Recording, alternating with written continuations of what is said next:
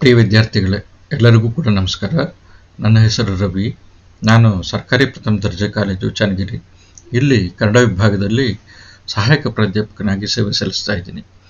ಪ್ರಸ್ತುತ ದಾವಣಗೆರೆ ವಿಶ್ವವಿದ್ಯಾಲಯ ತನ್ನ ವ್ಯಾಪ್ತಿಯ ಐಚ್ಛಿಕ ಕನ್ನಡದ ವಿದ್ಯಾರ್ಥಿಗಳಿಗೆ, ಅದರಲ್ಲೂ ಕೂಡ 5ನೇ ಸೆಮ್ನ ವಿದ್ಯಾರ್ಥಿಗಳಿಗೆ ಒಂದು ಲೇಖನವನ್ನು ನಿಗದಿಪಡಿಸಿದೆ. ಪಠ್ಯವಾಗಿ ಸಾಹಿತ್ಯ ಮತ್ತು ಜನಪರ ಚಳವಳಿಗಳು ಅಂತಂದ್ಬಿಟ್ಟು ಇದನ್ನು ಬರೆದಿರುವಂಥವರು ಎಚ್ ದಂಡಪ್ಪ ಅಂತಂದ್ಬಿಟ್ಟು ಪ್ರಖ್ಯಾತ ವಿಮರ್ಶಕರು.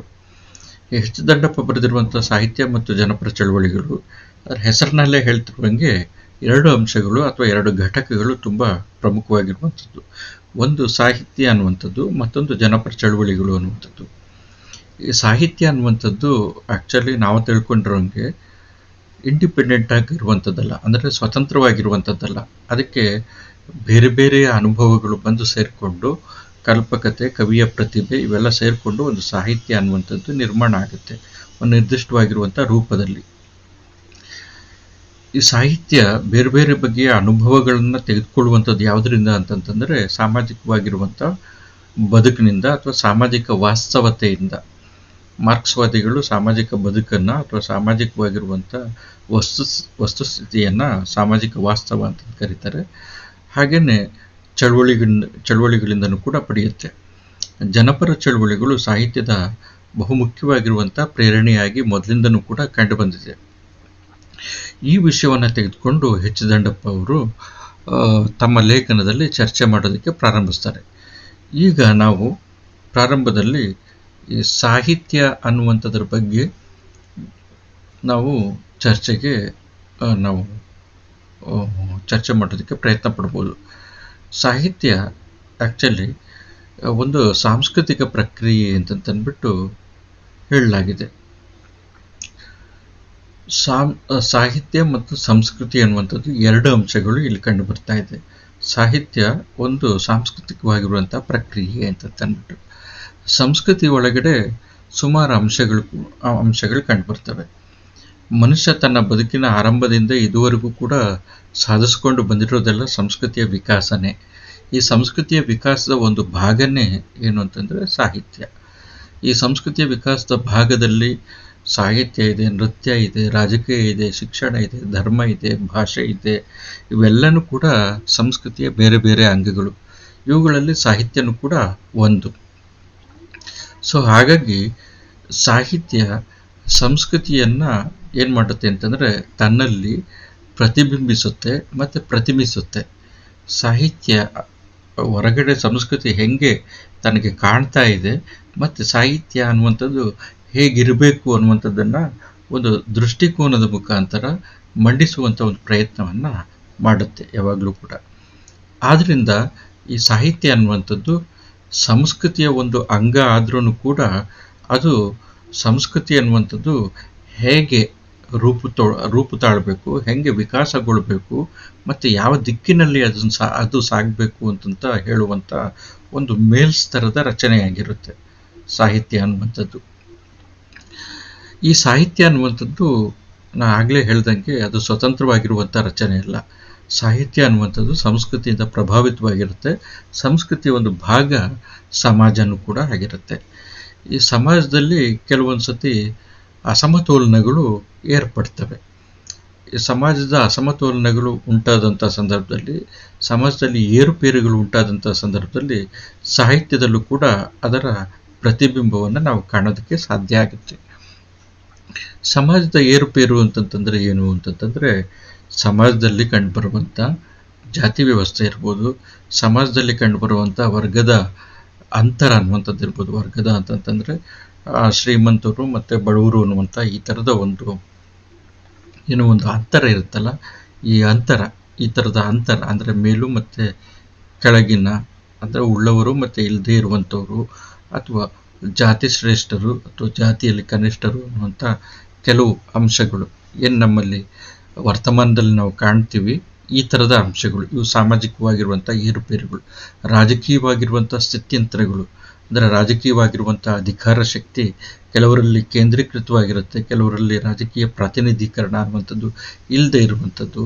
ಹಾಗೆಯೇ ಕಾನೂನಿನ ವ್ಯವಸ್ಥೆ ಮತ್ತು ಅವ್ಯವಸ್ಥೆ ಇಂಥವು ಇವೆಲ್ಲನೂ ಕೂಡ ಸಾಮಾಜಿಕವಾಗಿರುವಂಥ ಅಸಮಾನತೆಗಳು. ಈ ಸಾಮಾಜಿಕ ಏರುಪೇರುಗಳು ಅಥವಾ ಸಾಮಾಜಿಕ ಅಸಮಾನತೆಗಳು ಸಂಸ್ಕೃತಿ ಹದಗೆಡೋದಕ್ಕೆ ಸೂಚನೆಗಳು. ಅಂದರೆ ಸಂಸ್ಕೃತಿ ಹದಗೆಡೋದಕ್ಕೆ ಅಥವಾ ಹಳಿ ತಪ್ಪೋದಕ್ಕೆ ಅಥವಾ ಹಾಳಾಗೋದಕ್ಕೆ ಕಾರಣ ಆಗ್ತವೆ. ಅದರ ಸಂಸ್ಕೃತಿ ಯಾವ ಮಟ್ಟದಲ್ಲಿರುತ್ತೆ ಆ ಮಟ್ಟದಿಂದ ಜಾರಿ ಕೆಳಗಡೆ ಬರುತ್ತೆ, ಅಂದರೆ ತನ್ನ ಹಿಂದಿನ ಸ್ಥಿತಿಗೆ ಹೋಗೋದಕ್ಕೆ ಅವಕಾಶ ಆಗುತ್ತೆ. ಸೊ ಹಾಗಾಗಿ ಏನಂತಂದರೆ ಈ ರೀತಿ ಆಗದೇ ಇರೋದಕ್ಕೆ ಸಾಹಿತ್ಯ ಒಂದು ಪ್ರಬಲವಾಗಿರುವಂಥ ತಡೆಗೋಡೆ ಆಗಿರುತ್ತೆ. ಅಟ್ಲೀಸ್ಟ್ ಅದೇನು ಮಾಡುತ್ತೆ ಅಂತಂತಂದರೆ ಈ ಸಾಮಾಜಿಕವಾಗಿರುವಂಥ ಏರುಪೇರುಗಳನ್ನ, ರಾಜಕೀಯ ಸ್ಥಿತ್ಯಂತರಗಳನ್ನು, ಧಾರ್ಮಿಕವಾಗಿರುವಂಥ ಕೆಲವೊಂದು ಕಟ್ಟುಪಾಡುಗಳು ಅಥವಾ ಧಾರ್ಮಿಕವಾಗಿರುವಂಥ ತನ್ನದೇ ಆಗಿರುವಂಥ ಚೌಕಟ್ಟುಗಳು ಅಥವಾ ಮತಾಂಧತೆ ಅಥವಾ ಕಾನೂನಿನ ಅವ್ಯವಸ್ಥೆ ಅನ್ನುವಂಥದ್ದು, ಇವೆಲ್ಲ ಏನು ಸಮಾಜದಲ್ಲಿ ಕಂಡುಬರುತ್ತೆ, ಇಂಥ ಅಂಶಗಳನ್ನು ಸಾಹಿತ್ಯ ಏನು ಮಾಡುತ್ತೆ ಅಂತಂತಂದರೆ ಅದು ನೇರ ದೃಷ್ಟಿಯಿಂದ ಅದನ್ನು ಕಂಡು ಅದನ್ನು ಸರಿಪಡಿಸ್ಕೊಳ್ಬೇಕಾಗಿರುವಂಥ ನೆಲೆ ಯಾವುದು ಅನ್ನುವಂಥ ಒಂದು ಹುಡುಕುವಂಥ ಒಂದು ಪ್ರಯತ್ನವನ್ನು ಸಾಹಿತ್ಯ ಯಾವಾಗಲೂ ಕೂಡ ಮಾಡ್ತಾ ಇರುತ್ತೆ. ಸೊ ಹಾಗಾಗಿ ಏನು ಅಂತಂತಂದರೆ ಸಾಹಿತ್ಯ ಅನ್ನುವಂಥದ್ದು ಸಂಸ್ಕೃತಿಯನ್ನು ಸರಿಪಡಿಸುವಂಥ, ಸಂಸ್ಕೃತಿಗೆ ಒಂದು ದಿಕ್ಕು ದಿಸೆಯನ್ನು ಕೊಡುವಂಥ ಒಂದು ಕೆಲಸವನ್ನು ಮಾಡ್ತಾ ಇರುತ್ತೆ. ಯಾವಾಗ ಸಂಸ್ಕೃತಿ ಹದಗೆಡುವಂಥ ಸಂದರ್ಭದಲ್ಲಿ ಸಾಹಿತ್ಯ ಏನು ಮಾಡುತ್ತೆ ಅಂತಂದರೆ ಮಧ್ಯಪ್ರವೇಶ ಮಾಡುವಂಥ ಒಂದು ಕೆಲಸವನ್ನು ಮಾಡುತ್ತೆ. ಈ ಸಂಸ್ಕೃತಿಯನ್ನು ಆ್ಯಕ್ಚುಲಿ ಆಂಟೋನಿಯೋ ಗ್ರಾಮ್ಶಿ ಒಂದು ತನ್ನ ಪರಿಭಾಷೆ ಮುಖಾಂತರ ವಿವರಿಸುವಂಥ ಒಂದು ಪ್ರಯತ್ನವನ್ನು ಮಾಡ್ತಾನೆ. ಆಂಟೋನಿಯೋ ಗ್ರಾಮ್ಶಿ ಇಟಲಿಯ ಸಾಂಸ್ಕೃತಿಕ ಚಿಂತಕ, ಮಾರ್ಕ್ಸ್ವಾದಿ ಚಿಂತಕ. ಇದರಲ್ಲಿ ಅವನು ಹೆಜಮನಿ ಎನ್ನುವಂಥ ಒಂದು ವರ್ಡನ್ನು ಬಳಸ್ತಾನೆ. ಹೆಜಮನಿ ಅಂತಂತಂದರೆ ಆ್ಯಕ್ಚುಲಿ ಅಧಿಕಾರ ಅಂತಂತ ಅರ್ಥ, ಯಜಮಾನಿಕೆ ಅಂತಂತ ಅರ್ಥ. ಇದು ರಾಜಕೀಯಕ್ಕೆ ಸಂಬಂಧಪಟ್ಟಿರುವಂಥ ಒಂದು ಪರಿಭಾಷೆ. ಆದರೆ ಆಂಟೋನಿಯೋ ಗ್ರಾಮ್ಶಿ ಏನು ಮಾಡ್ತಾನೆ ಅಂತಂತಂದರೆ ಇದನ್ನು ಸಂಸ್ಕೃತಿಗೆ ಸಂಬಂಧಪಟ್ಟಂಗೆ ಅದನ್ನು ವಿಸ್ತರಿಸ್ಕೊಳ್ತಾನೆ. ಕಲ್ಚರಲ್ ಹೆಜಮನಿ ಅಂತಂತ ಹೇಳ್ತಾನೆ. ಈ ಕಲ್ಚರಲ್ ಹೆಜಮನಿ ಇದನ್ನು ಮುಂದೆ ರೆಮಾಂಡ್ ವಿಲಿಯಮ್ಸ್ ಅನ್ನುವಂಥ ಒಬ್ಬಳು ವಿಮರ್ಶಕನು ಕೂಡ ಇದರ ಬಗ್ಗೆ ಚರ್ಚೆ ಮಾಡ್ತಾಳೆ. ಅದನ್ನು ನಾವು ಮುಂದೆ ನೋಡೋಣ. ಈ ಕಲ್ಚರಲ್ ಹೆಜಮನಿ ಬಗ್ಗೆ ಆಂಟೋನಿಯೋ ಗ್ರಾಮ್ಶಿ ಏನು ಹೇಳ್ತಾನೆ ಅಂತಂತಂದರೆ ಪ್ರಧಾನವಾಗಿರುವಂಥ ಸಮಾಜದಲ್ಲಿ ಪ್ರಧಾನವಾಗಿರುವಂಥ ಅಥವಾ ಅಧಿಕಾರದ ಸ್ಥಿತಿಯಲ್ಲಿರುವಂಥ, ಅಧಿಕಾರದ ನೆಲೆಯಲ್ಲಿರುವಂಥ ವರ್ಗ ಅಥವಾ ಒಂದು ಸಾಮಾಜಿಕ ರಚನೆ ಅಥವಾ ಜಾತಿ ಅಥವಾ ವರ್ಗ ಅಥವಾ ಸಾಮಾಜಿಕ ವ್ಯವಸ್ಥೆ ಅನ್ನುವಂಥದ್ದು ಏನು ಮಾಡುತ್ತೆ ಅಂತಂದರೆ ಕೆಳಜಾತಿ, ಕೆಳವರ್ಗ ಅಥವಾ ರಾಜಕೀಯ ಪ್ರಾತಿನಿಧ್ಯ ಇಲ್ಲದಂಥ ಅಧೀನ ಸಮಾಜದ ಮೇಲೆ ತನ್ನ ಅಧಿಕಾರವನ್ನು ಸಾಂಸ್ಕೃತಿಕವಾಗಿ ಹೇರ್ತಾ ಇರುತ್ತೆ. ಮತ್ತು ಆ ವರ್ಗಗಳು ತಾವಾಗಿಯೇ ಆ ಅಧಿಕಾರವನ್ನು ಒಪ್ಕೊಳ್ಳುವಂತೆ ಈ ಕಲ್ಚರಲ್ ಹೆಜಮನಿ ಅನ್ನುವಂಥದ್ದು, ಸಾಂಸ್ಕೃತಿಕ ಯಜಮಾನ್ಯ ಅನ್ನುವಂಥದ್ದು ಮಾಡ್ತಾ ಇರುತ್ತೆ ಅಂತಂದ್ಬಿಟ್ಟು ಆಂಟೋನಿಯೋ ಗ್ರಾಮ್ಶಿ ಹೇಳ್ತಾನೆ. ಇದನ್ನೇ ಮತ್ತೊಂದು ರೀತಿಯಲ್ಲಿ ರೆಮಾಂಡ್ ವಿಲಿಯಮ್ಸ್ ಸಂಸ್ಕೃತಿಯ ಬೇರೆ ಬೇರೆ ರೂಪಗಳನ್ನು ಅವಳು ಗುರುತಿಸ್ತಾ ಹೇಳ್ತಾಳೆ. ರೆಮಾಂಡ್ ವಿಲಿಯಮ್ಸು ಏನು ಹೇಳ್ತಾಳೆ, ಈ ಸಮಾಜದಲ್ಲಿ ಸಂಸ್ಕೃತಿ 3 ರೂಪದಲ್ಲಿ ಇರುತ್ತೆ ಅಂತಂತ ಹೇಳ್ತಾಳೆ. ಒಂದು ಡಾಮಿನೆಂಟ್ ಕಲ್ಚರ್, ಅಂದರೆ ಸಮಾಜದಲ್ಲಿ ಈ 3 ರೂಪದ ಸಂಸ್ಕೃತಿಯ ವಿಭಾಗೀಕರಣ ಅನ್ನುವಂಥದ್ದು ಇರುತ್ತೆ. ರೆಮಾಂಡ್ ವಿಲಿಯಮ್ಸ್ ಹೇಳುವಂಥದ್ದು ಡಾಮಿನೆಂಟ್ ಕಲ್ಚರ್ ಅನ್ನುವಂಥದ್ದು, ರೆಸಿಡ್ಯೂಯಲ್ ಕಲ್ಚರ್ ಅನ್ನುವಂಥದ್ದು, ಎಮರ್ಜೆಂಟ್ ಕಲ್ಚರ್ ಅನ್ನುವಂಥದ್ದು. ಒಂದು ಡಾಮಿನೆಂಟ್ ಕಲ್ಚರ್ ಅಂತಂತಂದರೆ ಅತ್ಯಂತ ಪ್ರಧಾನವಾಗಿರುವಂಥ ಸಂಸ್ಕೃತಿ, ಅಂದರೆ ಆ ಸಮಾಜದಲ್ಲಿ ಬಹುಸಂಖ್ಯಾತರು ಅನುಸರಿಸುವಂಥ ಸಂಸ್ಕೃತಿ, ಪ್ರಧಾನವಾಗಿರುವಂಥ ಸಂಸ್ಕೃತಿ ಅಂತಂತ ಇದನ್ನು ಕರಿತೀವಿ. ಈ ಪ್ರಧಾನವಾಗಿರುವಂಥ ಸಂಸ್ಕೃತಿ ಬಯಸುವಂಥ ಅಂಶಗಳನ್ನು ಆ ಇಡೀ ಸಮಾಜದ ಮೇಲೆ ಹೇರಲಾಗುತ್ತೆ. ಆ ಸಂದರ್ಭದಲ್ಲಿ ಎರಡನೇ ರೆಸಿಡ್ಯೂಯಲ್ ಅಥವಾ ಉಪ ಸಂಸ್ಕೃತಿಗಳು ಅಥವಾ ಕಿರು ಸಂಸ್ಕೃತಿಗಳು ಅಂತ ನಾವು ಹಿಂಗೆ ಹೇಳೋದಾದರೆ, ಆ್ಯಕ್ಚುಲಿ ಹಿಂಗೆ ಕರಿಬಾರ್ದು ಕಿರು ಸಂಸ್ಕೃತಿ ಅಥವಾ ಉಪ ಸಂಸ್ಕೃತಿ ಅಂತಂದ್ಬಿಟ್ಟು. ಅವು ಮತ್ತೊಂದು ಸಂಸ್ಕೃತಿಗಳು ಅಂತ, ಒಂದು ಪ್ರಧಾನ ಅಂತಂತ ನಾವು ಕರೆಯೋದನ್ನು ಕೂಡ ತಪ್ಪೆ. ಒಂದು ಆದರೆ ಅಧ್ಯಯನಕ್ಕೋಸ್ಕರ ನಾವು ಹಂಗೆ ಕರ್ಕೊಳ್ಳೋದಾದರೆ ಪ್ರಧಾನ ಅಥವಾ ಬಹುಸಂಖ್ಯಾತರು ಅನುಸರಿಸುವಂಥ ಒಂದು ಸಂಸ್ಕೃತಿ ಇದ್ದರೆ, ಬಹುಸಂಖ್ಯಾತರ ಅಲ್ಲದ ಇತರೆ ಜನರು ಅನುಸರಿಸುವಂಥ ಒಂದು ಸಂಸ್ಕೃತಿ ಅನ್ನುವಂಥದ್ದು ಇರುತ್ತೆ. ಈ ಎರಡು ಸಂಸ್ಕೃತಿಗಳು ಇದ್ದಂಥ ಒಂದೇ ಏಕಕಾಲದಲ್ಲಿ ಇದ್ದಂಥ ಸಂದರ್ಭದಲ್ಲಿ ಈ ಬಹುಸಂಖ್ಯಾತರ ಸಂಸ್ಕೃತಿ ಏನು ಮಾಡುತ್ತೆ ಅಂತಂತಂದರೆ, ಈ ಸ್ವಲ್ಪ ಜನ ಇರುವಂಥ ಅಥವಾ ಸಮಾಜದ ಇತರೆ ವರ್ಗದವರು, ಬಹುಸಂಖ್ಯಾತರಲ್ಲದೇ ಇರುವಂಥ ಇತರ ವರ್ಗದವರ ಸಂಸ್ಕೃತಿ ಮೇಲೆ ತನ್ನ ಅಧಿಕಾರವನ್ನು ಹೇರುತ್ತೆ. ಅದು ರಾಜಕೀಯವಾಗಿರುವಂಥ ಅಧಿಕಾರ ಇರ್ಬೋದು, ಸಾಮಾಜಿಕ ಅಧಿಕಾರ ಇರ್ಬೋದು, ಶೈಕ್ಷಣಿಕ ಅಧಿಕಾರ ಇರ್ಬೋದು, ಭಾಷಿಕ ಅಧಿಕಾರ ಇರ್ಬೋದು, ಧಾರ್ಮಿಕ ಅಧಿಕಾರ ಇರ್ಬೋದು, ಅಥವಾ ಬೇರೆ ವರ್ಗೀಯ ಅಧಿಕಾರ ಇರ್ಬೋದು. ಈ ಥರ ತನ್ನ ಅಧಿಕಾರವನ್ನು ಹೇರುತ್ತೆ. ಮತ್ತು ಈ ಅಧಿಕಾರವನ್ನು ಈ ಇತರೆ ಸಂಸ್ಕೃತಿಗಳು ಒಪ್ಕೊಳ್ಳೋಂಗೆ ಮಾಡುತ್ತೆ ಬೈ ಫೋರ್ಸ್. ಅದನ್ನು ಹೆಜೋಮನಿ ಅಂತ ಕರಿತಾ ಇರುವಂಥದ್ದು ಆಂಟೋನಿಯೋ ಗ್ರಾಮ್ಶಿ. ಅದನ್ನು ಕಲ್ಚರಲ್ ಹೆಜೋಮನಿ ಅಂತಂತಂದರೆ ತನ್ನ ಸಂಸ್ಕೃತಿಯ ಮುಖಾಂತರ ತನ್ನ ಸಂಸ್ಕೃತಿ ಶ್ರೇಷ್ಠ ಮತ್ತು ಇತರ ಸಂಸ್ಕೃತಿ ಅತ್ಯಂತ ಕನಿಷ್ಠ ಅಂತಂತಂದ್ಬಿಟ್ಟು ಆ ಥರದ್ದೊಂದು ವಾತಾವರಣವನ್ನು ನಿರ್ಮಾಣ ಮಾಡೋದ್ರ ಮುಖಾಂತರ ಏನು ಮಾಡುತ್ತೆ ಅಂತಂದರೆ, ಬಹುಸಂಖ್ಯಾತರ ಸಂಸ್ಕೃತಿ ಇತರೆ ಸಂಸ್ಕೃತಿಯವ್ರ ಮೇಲೆ ಏನು ಮಾಡುತ್ತೆ ಅಂತಂತಂದರೆ ತಾವಾಗಿಯೇ ಒಪ್ಪುವಂಥ ಒಂದು ವಾತಾವರಣವನ್ನು ನಿರ್ಮಾಣ ಮಾಡಿಬಿಡುತ್ತೆ. ಸೊ ಹಾಗಾಗಿ ಏನಂತಂತಂದರೆ, ಡಾಮಿನೆಂಟ್ ಕಲ್ಚರ್ ಯಾವಾಗಲೂ ಕೂಡ ಸಮಾಜದಲ್ಲಿ ಪ್ರಬಲವಾಗಿರುವಂಥ ಸಂಸ್ಕೃತಿ, ರೆಸಿಡಿಯಲ್ ಕಲ್ಚರ್ ಅನ್ನುವಂಥದ್ದು ಸಮಾಜದಲ್ಲಿ ಪ್ರಧಾನವಲ್ಲದ ಇತರ ಸಂಸ್ಕೃತಿಗಳು. ಇನ್ನೊಂದು ಕಲ್ಚರ್ ಇದೆ, ಸಮಾಜದಲ್ಲಿ ಇರುತ್ತೆ ಅಥವಾ ಆವಿರ್ಭವಿಸುತ್ತೆ ಅಥವಾ ಹುಟ್ಟುತ್ತೆ.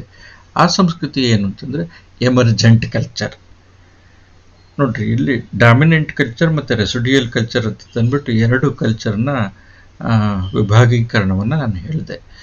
ಈ ಎರಡೂ ಕಲ್ಚರ್ನಲ್ಲಿ ಯಾವಾಗಲೂ ಕೂಡ ಪ್ರೋಸೆಸ್ ಒಂದೇ ಥರ ಇರೋದಿಲ್ಲ. ಅಂದರೆ ಪ್ರಧಾನ ಸಂಸ್ಕೃತಿ ಇನ್ನೊಂದು, ಅಂದರೆ ಪ್ರಧಾನ ಅಂತ ಕರೆಯೋದಾದರೆ ಆ ಬಹುಸಂಖ್ಯಾತರು ಅನುಸರಿಸುವಂಥ ಆ ಸಂಸ್ಕೃತಿಯನ್ನು ಆ ಇತರ ಸಂಸ್ಕೃತಿಯವರು ಹಾಗೆ ಪಾಲಿಸ್ತಾರೆ ಅನ್ನುವಂಥದ್ದು, ಅಂದರೆ ಪಾಲಿಸಲು ಫೋರ್ಸ್ ಮಾಡಲಾಗತ್ತೆ ಅನ್ನುವಂಥದ್ದು ಒಂದು ಅಂಶ. ಅಂದರೆ ಇನ್ನೊಂದು ಅಂಶ ಏನು ಅಂತಂದರೆ, ಈ ಇತರ ಸಂಸ್ಕೃತಿಯವರು ಪ್ರಧಾನ ಸಂಸ್ಕೃತಿ ಹೇರುವಂಥ ಸಂಸ್ಕೃತಿಯನ್ನು ಹಾಗೇನೆ ತದ್ವತ್ತಾಗಿ ಅನುಸರಿಸಲ್ಲ, ಬದಲಾಗಿ ತಮ್ಮ ಪ್ರತಿರೋಧವನ್ನು ವ್ಯಕ್ತಪಡಿಸ್ತಾರೆ, ಪ್ರತಿರೋಧವನ್ನು ತೋರಿಸ್ತಾರೆ.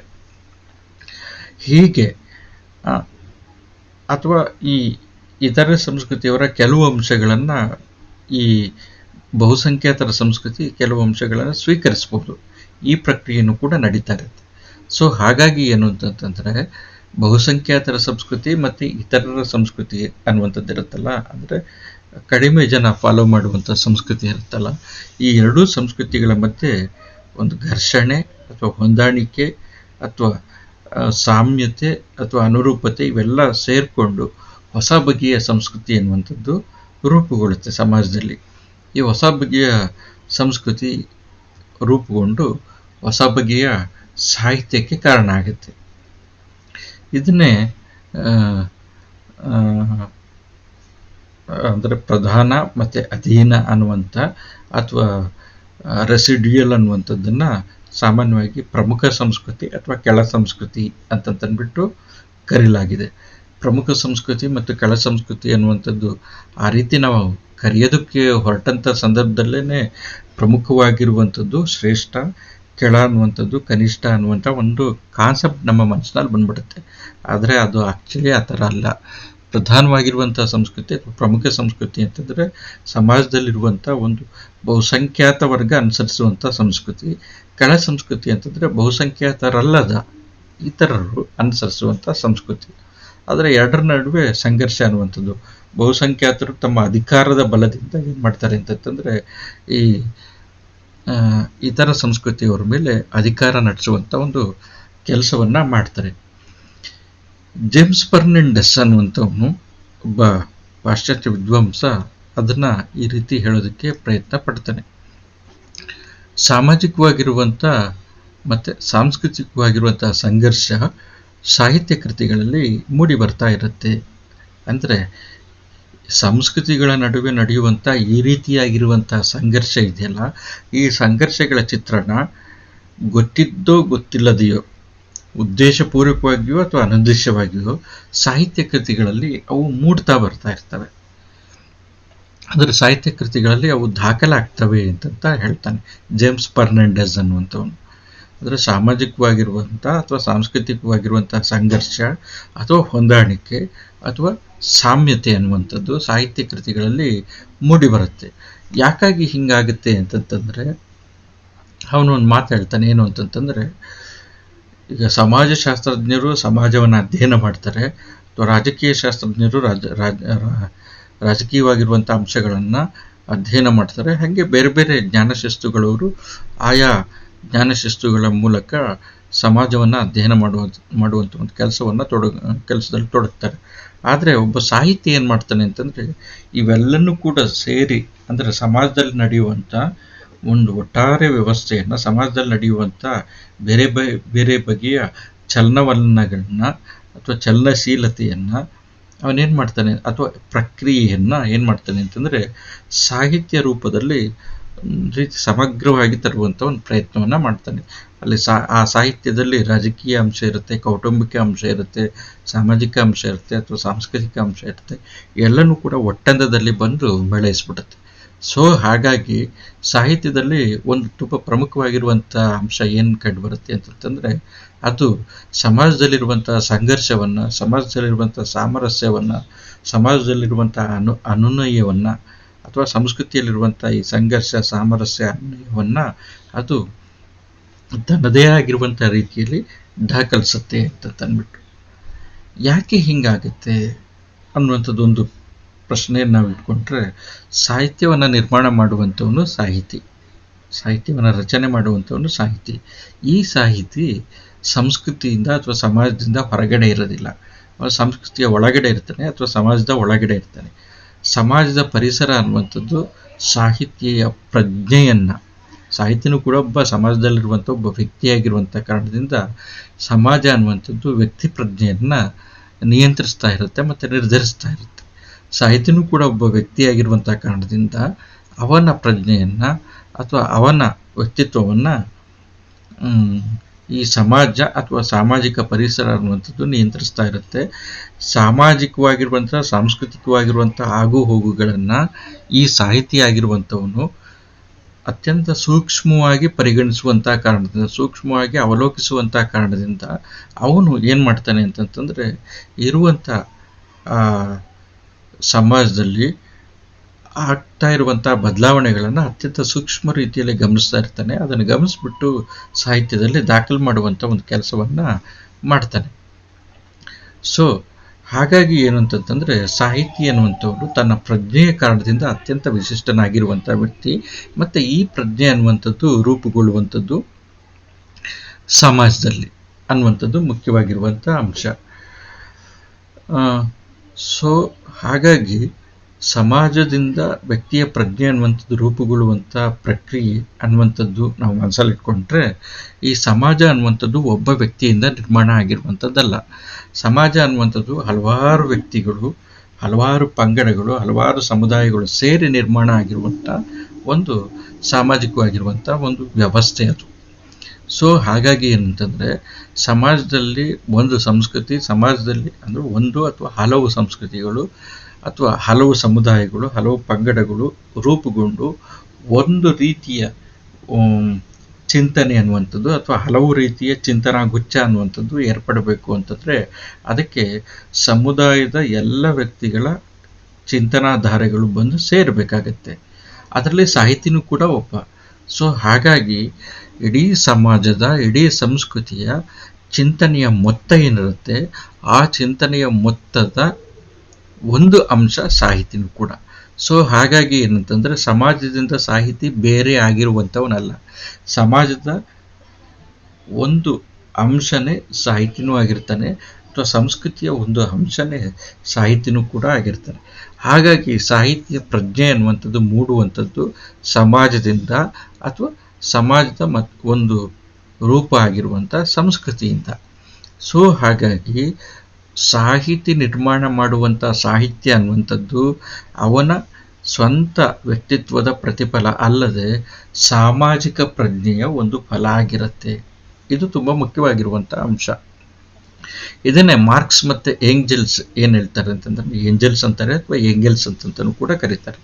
ಇವ್ರು ಏನು ಹೇಳ್ತಾರೆ ಅಂತಂತಂದರೆ, ಸಾಹಿತಿ ರಚಿಸುವಂತಹ ಸಾಹಿತ್ಯ ಇದೆಯಲ್ಲ, ಈ ಸಾಹಿತ್ಯ ಅಥವಾ ಕಲಾಕೃತಿ, ಒಬ್ಬ ಕಲಾವಿದ ಒಂದು ಪೇಂಟಿಂಗನ್ನು ಮಾಡ್ಬೋದು, ಅಥವಾ ಒಬ್ಬ ಸಂಗೀತಗಾರ ಸಂಗೀತವನ್ನು ನುಡಿಸ್ಬೋದು, ಅಥವಾ ನೃತ್ಯಗಾರ ನೃತ್ಯವನ್ನು ಮಾಡ್ಬೋದು.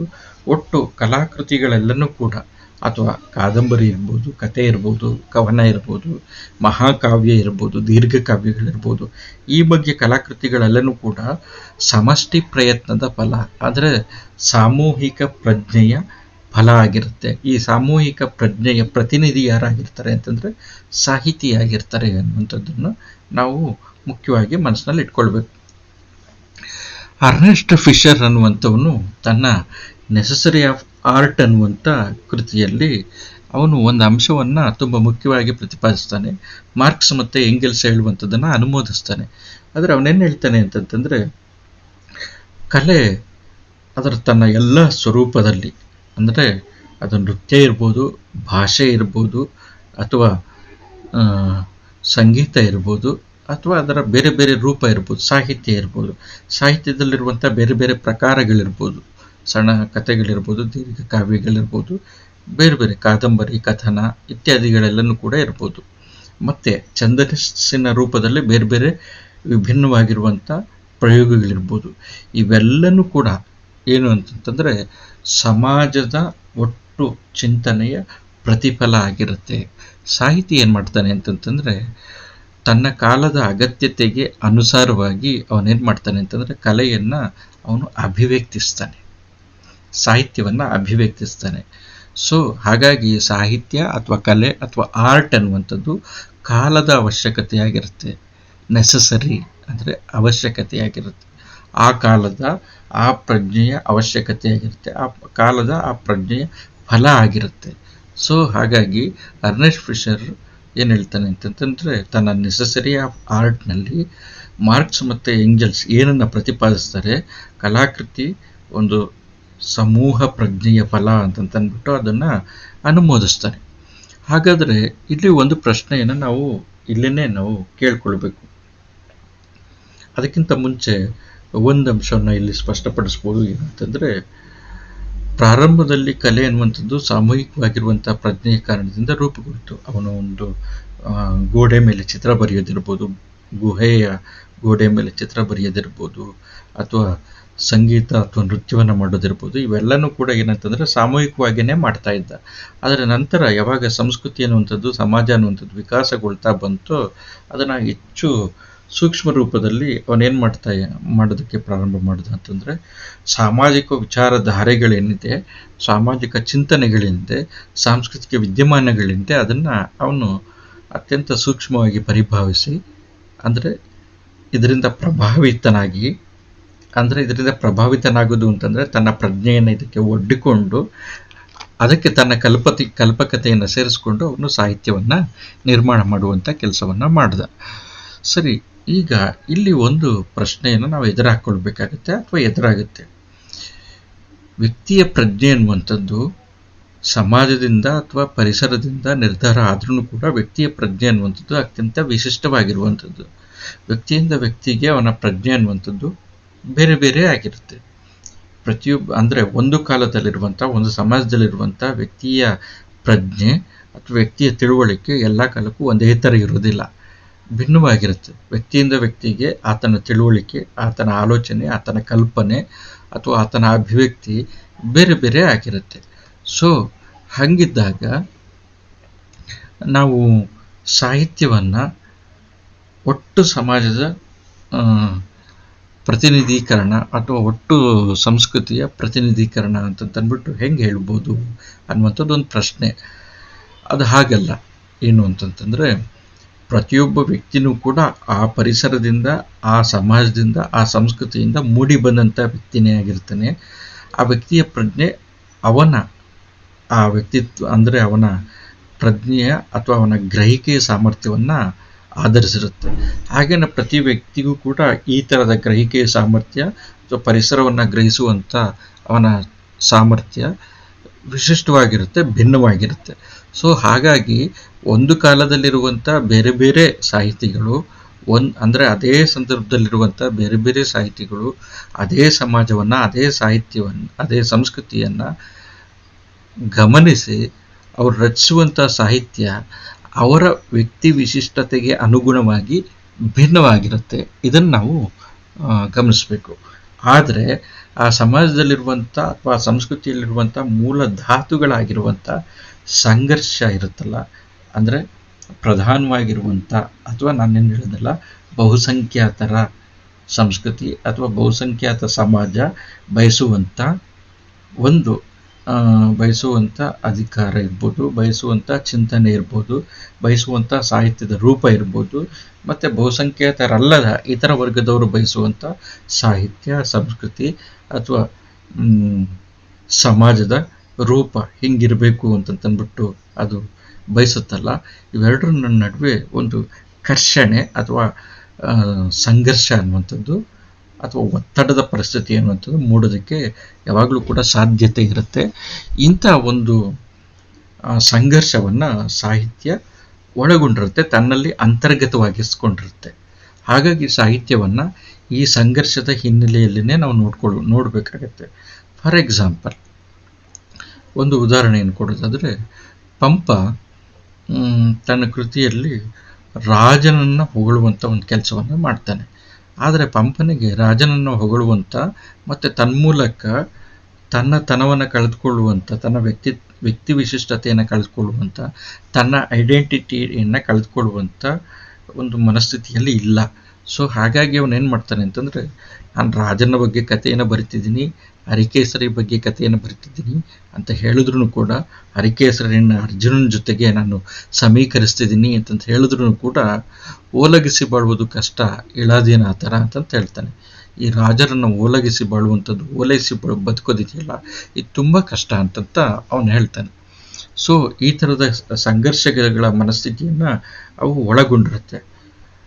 ಅದು ಅಲ್ಲದೆ ಇನ್ನೊಂದು ಉದಾಹರಣೆಯನ್ನು ಹೇಳೋದಾದರೆ, ಮಹಾಭಾರತ ಅನ್ನುವಂಥದ್ದು, ಪಂಪ ಬರೆದಿರುವಂಥ ಮಹಾಭಾರತ ಇರಲಿ ಅಥವಾ ರನ್ನ ಇರಲಿ ಅಥವಾ ವ್ಯಾಸ ಬರೆದಿರುವಂಥ ಮಹಾಭಾರತ ಇರಲಿ, ಕ್ಷತ್ರಿಯ ವರ್ಗದವರ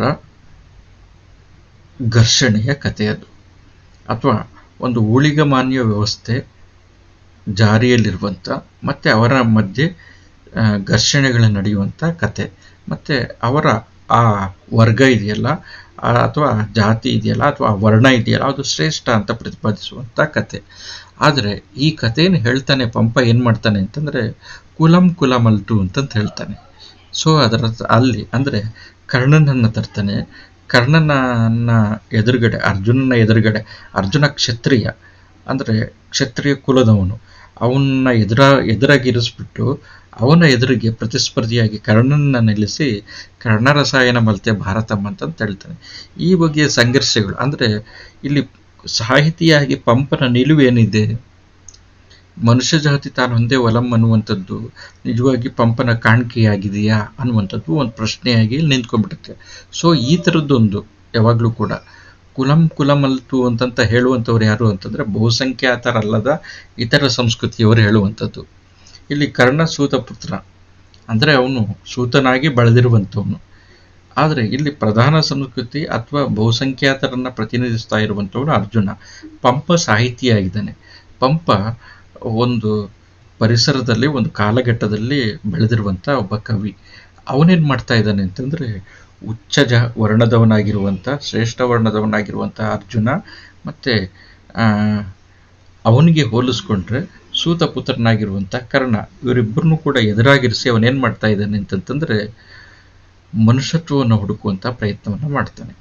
ಅಲ್ಲ, ಅರ್ಜುನನಿಗೆ ಸರಿಸಮಾನವಾಗಿರುವಂಥ ವಿದ್ಯೆಯನ್ನು ಅಥವಾ ಶೌರ್ಯವನ್ನು, ಪರಾಕ್ರಮವನ್ನು, ಬಲವನ್ನು ಕರ್ಣನು ಕೂಡ ಹೊಂದಿದ್ದಾನೆ. ಹಾಗಿದ್ದ ಮೇಲೆ ಕರ್ಣ ಯಾಕೆ ಕನಿಷ್ಠನಾಗ್ತಾನೆ ಎನ್ನುವಂಥ ಒಂದು ಮೂಲಭೂತವಾಗಿರುವಂಥ ಪ್ರಶ್ನೆ, ಮಾನವೀಯವಾಗಿರುವಂಥ ಪ್ರಶ್ನೆಯನ್ನು ಪಂಪ ಎತ್ತುವಂಥ ಪ್ರಯತ್ನ ಮಾಡ್ತಾನೆ. ಇದು ಅಂದರೆ ಸಾಹಿತ್ಯ ಇದನ್ನು ಬಾಯ್ಬಿಟ್ಟು ಹೇಳಲ್ಲ, ಆದರೆ ಅದು ಒಳಗಡೆನೇ ಅದು ಅಂತರ್ಗತವಾಗಿರಿಸ್ಕೊಂಡಿರುತ್ತೆ. ಇದನ್ನು ಸಾಹಿತ್ಯ ಯಾವಾಗಲೂ ಕೂಡ ಪ್ರತಿಪಾದಿಸ್ತಾ ಇರುತ್ತೆ. ಹಾಗಾಗಿ ಯಾವಾಗ ಸಾಮಾಜಿಕವಾಗಿರುವಂಥ ಅಸಮತೋಲನ, ಸಾಮಾಜಿಕವಾಗಿರುವಂಥ ಏರುಪೇರು, ನಾವು ಮೊದಲನೇ ಸ್ಲೈಡ್ನಲ್ಲಿ ನೋಡಿದ್ವಲ್ಲ, ಈ ಥರ ಏರುಪೇರುಗಳು, ರಾಜಕೀಯ ಅಸ್ತವ್ಯಸ್ತ ಇರ್ತದೆ ಅಥವಾ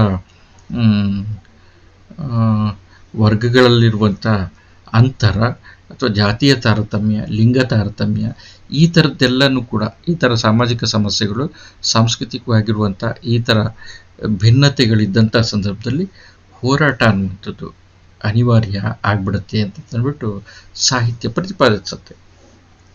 ಸಾಹಿತ್ಯ ಹಿಂಗೆ ಪ್ರತಿಪಾದಿಸ್ಬೇಕಾದ್ರೆ ಅದೇನು ಮಾಡುತ್ತೆ ಅಂತಂತಂದರೆ, ಸಾಹಿತ್ಯ ಸುಮ್ಮನೆ ಹಂಗೆ ಅದನ್ನು ಗಮನಿಸ್ಬಿಟ್ಟು ಸಾಮಾಜಿಕ ಏರ್ಪೇರುಗಳಿದ್ದು ಸಾಮಾಜಿಕವಾಗಿರುವಂಥ ಅಥವಾ ರಾಜಕೀಯವಾಗಿರುವಂಥ ಅಥವಾ ಧಾರ್ಮಿಕವಾಗಿರುವಂಥ ಅವ್ಯವಸ್ಥೆ ಅನ್ನುವಂಥದ್ದಿದೆ ಅಥವಾ ಮೇಲು ಕೀಳು ಅನ್ನುವಂಥದ್ದಿದೆ ಅಂತಂತ ನೋಡಿ ಅದಕ್ಕೆ ಸುಮ್ಮನೆ ಇರೋದಿಲ್ಲ, ಪ್ರತಿಕ್ರಿಯಿಸುತ್ತೆ. ಆ ಪ್ರತಿಕ್ರಿಯೆ ಏನಾಗಿರುತ್ತೆ ಅಂತಂತಂದರೆ, ಯಾವಾಗಲೂ ಕೂಡ ಈ ಅಸಮತೋಲತೆಯನ್ನು ಬಗೆಹರಿಸಬೇಕು, ಇದನ್ನು ಸಮಾನ ನೆಲೆಯಲ್ಲಿ ಕಾಣಬೇಕು ಅನ್ನುವಂಥ ಒಂದು ಪ್ರಯತ್ನವನ್ನು ಮಾಡಬೇಕಾಗತ್ತೆ ಸಾಹಿತ್ಯಕ್ಕೆ ಆ ಥರದೊಂದು ಜವಾಬ್ದಾರಿ ಇರುತ್ತೆ ಅಂತಂತ ಹೇಳ್ತಾನೆ. ಸೊ ದಂಡಪ್ಪ ಅವರು ಹೇಳ್ತಾರೆ. ಸೊ ಅದನ್ನು ನೆಕ್ಸ್ಟು ಅಂಶದಲ್ಲಿ ನಾವು ಮನಗಣ್ಬೋದು. ಸಾಹಿತಿ ತನ್ನ ಪರಿಸರದಿಂದ ಗಳಿಸಿದಂಥ ಪ್ರಜ್ಞೆ, ಅಂದರೆ ತನ್ನ ಪರಿಸರ ಅಂತಂತಂದರೆ ಆ ಕಾಲದಲ್ಲಿ ಸಾಹಿತಿ ಆ ಕಾಲದಲ್ಲಿ ಯಾವ ಕಾಲದಲ್ಲಿ ಇರ್ತಾನೆ ಆ ಕಾಲದಲ್ಲಿ ಗಳಿಸಿರುವಂಥ ಪ್ರಜ್ಞೆ ಕಾರಣದಿಂದ, ತಿಳುವಳಿಕೆ ಕಾರಣದಿಂದ ಅಥವಾ ಮಾಹಿತಿ ಕಾರಣದಿಂದ ಅಥವಾ ಜ್ಞಾನದ ಕಾರಣದಿಂದ ನನ್ನ ಕರ್ತವ್ಯ ಈ ಕಾಲದಲ್ಲಿ ಏನು, ಒಬ್ಬ ಸಾಹಿತಿಯಾಗಿ ನಾನು ಯಾವ ಕೆಲಸವನ್ನು ಮಾಡಬೇಕು, ಏನನ್ನು ಮಾಡಬೇಕು ಅನ್ನುವಂಥ ಪ್ರಶ್ನೆಯನ್ನು ಅವನು ಹಾಕ್ಕೊಳ್ತಾನೆ. ಸೊ ಹಾಗಾಗಿ ಸಾಹಿತಿಯ ಕರ್ತವ್ಯ ಸಾಹಿತ್ಯವನ್ನು ನಿರ್ಮಾಣ ಮಾಡುವಂಥದ್ದು. ಸೊ ಇಂತಹ ಸಾಮಾಜಿಕ ಏರುಪೇರುಗಳಿಂದ ಕೂಡಿರುವಂಥ ಒಂದು ವ್ಯವಸ್ಥೆಯಲ್ಲಿ ನಾನು ಬದುಕಬೇಕಾದ್ರೆ, ಅಥವಾ ರಾಜಕೀಯ ಏರುಪೇರುಗಳಿಂದ ಕೂಡಿರುವಂಥ ಒಂದು ವ್ಯವಸ್ಥೆಯಲ್ಲಿ ಅಥವಾ ರಾಜಕೀಯ ಅವ್ಯವಸ್ಥೆಯಿಂದ ಕೂಡಿರುವಂಥ ಒಂದು ಈ ವಿದ್ಯಮಾನದ ಸಂದರ್ಭದಲ್ಲಿ ನಾನು ಬದುಕಬೇಕಾದರೆ, ಅಥವಾ ಧಾರ್ಮಿಕವಾಗಿರುವಂಥ ಮತಾಂಧತೆಯಿಂದ ಕೂಡಿರುವಂಥ ಒಂದು ವ್ಯವಸ್ಥೆಯಲ್ಲಿ ನಾನು ಬದುಕಬೇಕಾದ್ರೆ ನಾನು ಎಂಥ ಸಾಹಿತ್ಯವನ್ನು ರಚಿಸಬೇಕು, ನನ್ನ ಜವಾಬ್ದಾರಿ ಏನು, ನನ್ನ ಸಾಮಾಜಿಕ ಕರ್ತವ್ಯ ಏನು ಅನ್ನುವಂಥದ್ದು ಅವನಿಗೆ ಆ ಸಮಾಜದಿಂದನೇ ಸಿಕ್ಕಿರುತ್ತೆ. ಸೊ ಹಾಗಾಗಿ ಅವನಿಗೆ ಒಂದು ಸಾಮಾಜಿಕ ಕರ್ತವ್ಯ ಇರುತ್ತೆ. ಅವನು ಏನು ಮಾಡ್ತಾನೆ ಅಂತಂದರೆ, ಈ ಎಲ್ಲ ಬಗೆಯ ಸಾಂಸ್ಕೃತಿಕ ಅವ್ಯವಸ್ಥತೆ ಅಥವಾ ಈ ಎಲ್ಲ ಬಗೆಯ ಸಾಮಾಜಿಕವಾಗಿರುವಂಥ ತಾರತಮ್ಯ ಇವುಗಳ ವಿರುದ್ಧ ಹೋರಾಡುವಂಥ ಒಂದು ಮನಸ್ಥಿತಿಯನ್ನು, ಮತ್ತು ಅದು ಅವನಿಗೆ ಅನಿವಾರ್ಯನೂ ಕೂಡ ಹೌದು. ಇಲ್ಲಾಂದರೆ ಅವನ ಸಾಹಿತ್ಯದಲ್ಲಿ ಒಂದು ಸೂಕ್ಷ್ಮವಂತಿಕೆ ಅಥವಾ ಕಲಾವಂತಿಕೆ ಅನ್ನುವಂಥದ್ದು ಬರೋದಿಲ್ಲ. ಹಾಗಾಗಿ ಅವನೇನು ಮಾಡ್ತಾನೆ ಅಂತಂದರೆ, ಇದಕ್ಕೆ ಪ್ರತಿಕ್ರಿಯಿಸುವಂಥ, ತನ್ನ ಪ್ರತಿಭಟನೆಯನ್ನು ದಾಖಲಿಸುವಂಥ ಈ ಏರುಪೇರುಗಳಿಗೆ, ಅಸಾಂಗತ್ಯತೆಗಳಿಗೆ ಅಥವಾ ಈ ಒಂದು ಬಗೆಯ ಅವ್ಯವಸ್ಥೆಗೆ ತನ್ನ ಪ್ರತಿಭಟನೆಯನ್ನು ಅಥವಾ ತನ್ನ ಪ್ರತಿಕ್ರಿಯೆಯನ್ನು ದಾಖಲಿಸುವಂಥ ಒಂದು ಪ್ರಯತ್ನವನ್ನು ಮಾಡ್ತಾನೆ. ಅದು ತನ್ನ ಕರ್ತವ್ಯ ಅಂತಲೂ ಕೂಡ ಅವನು ತಿಳ್ಕೊಳ್ತಾನೆ. ಹಾಗಾಗಿ ಮಾರ್ಕ್ಸ್ವಾದಿ ವಿಮರ್ಶಕರು ಏನು ಹೇಳ್ತಾರೆ ಅಂತಂದರೆ, ಕಲೆ ಅನ್ನುವಂಥದ್ದು ಒಂದು ಸಾಮಾಜಿಕ ವಾಸ್ತವ ಅಂತಂತ ಹೇಳ್ತಾರೆ. ಕಲೆ ಅಂತಂತಂದರೆ ಅದರ ಸಾಹಿತ್ಯ ಅಥವಾ ಅದರ ಬೇರೆ ಬೇರೆ ರೂಪಗಳು ಅಥವಾ ಸಂಗೀತ, ನೃತ್ಯ ಅಥವಾ ನಾಟಕಗಳು ಅಥವಾ ಸಾಹಿತ್ಯ ಇವೆಲ್ಲನೂ ಕೂಡ ಏನಾಗಿರ್ತವೆ ಅಂತಂದರೆ ಸಾಮಾಜಿಕ ವಾಸ್ತವತೆಯಿಂದ ಕೂಡಿರ್ತವೆ. ಅಂದರೆ ಸಮಾಜದಲ್ಲಿ ಏನಿರುತ್ತೋ, ಸಮಾಜದಲ್ಲಿ ಏನು ನಡೀತಾ ಇರುತ್ತೋ, ಯಾವ ಪ್ರಕ್ರಿಯೆ ಜರುಗ್ತಾ ಇರುತ್ತೋ, ಯಾವ ಚಲನಶೀಲತೆ ಇರುತ್ತೋ ಅದರ ಒಂದು ಗತಿಬಿಂಬ ಅಥವಾ ಪ್ರತಿಬಿಂಬಕ್ಕಿಂತ ಹೆಚ್ಚಾಗಿ ಗತಿಬಿಂಬ ಸಾಹಿತ್ಯ ಆಗಿರುತ್ತೆ. ಹಾಗಾಗಿ ಸಾಹಿತ್ಯ ಅನ್ನುವಂಥದ್ದು ಒಂದು ಸಾಮಾಜಿಕವಾಗಿರುವಂಥ ವಾಸ್ತವ ಆಗಿರುತ್ತೆ.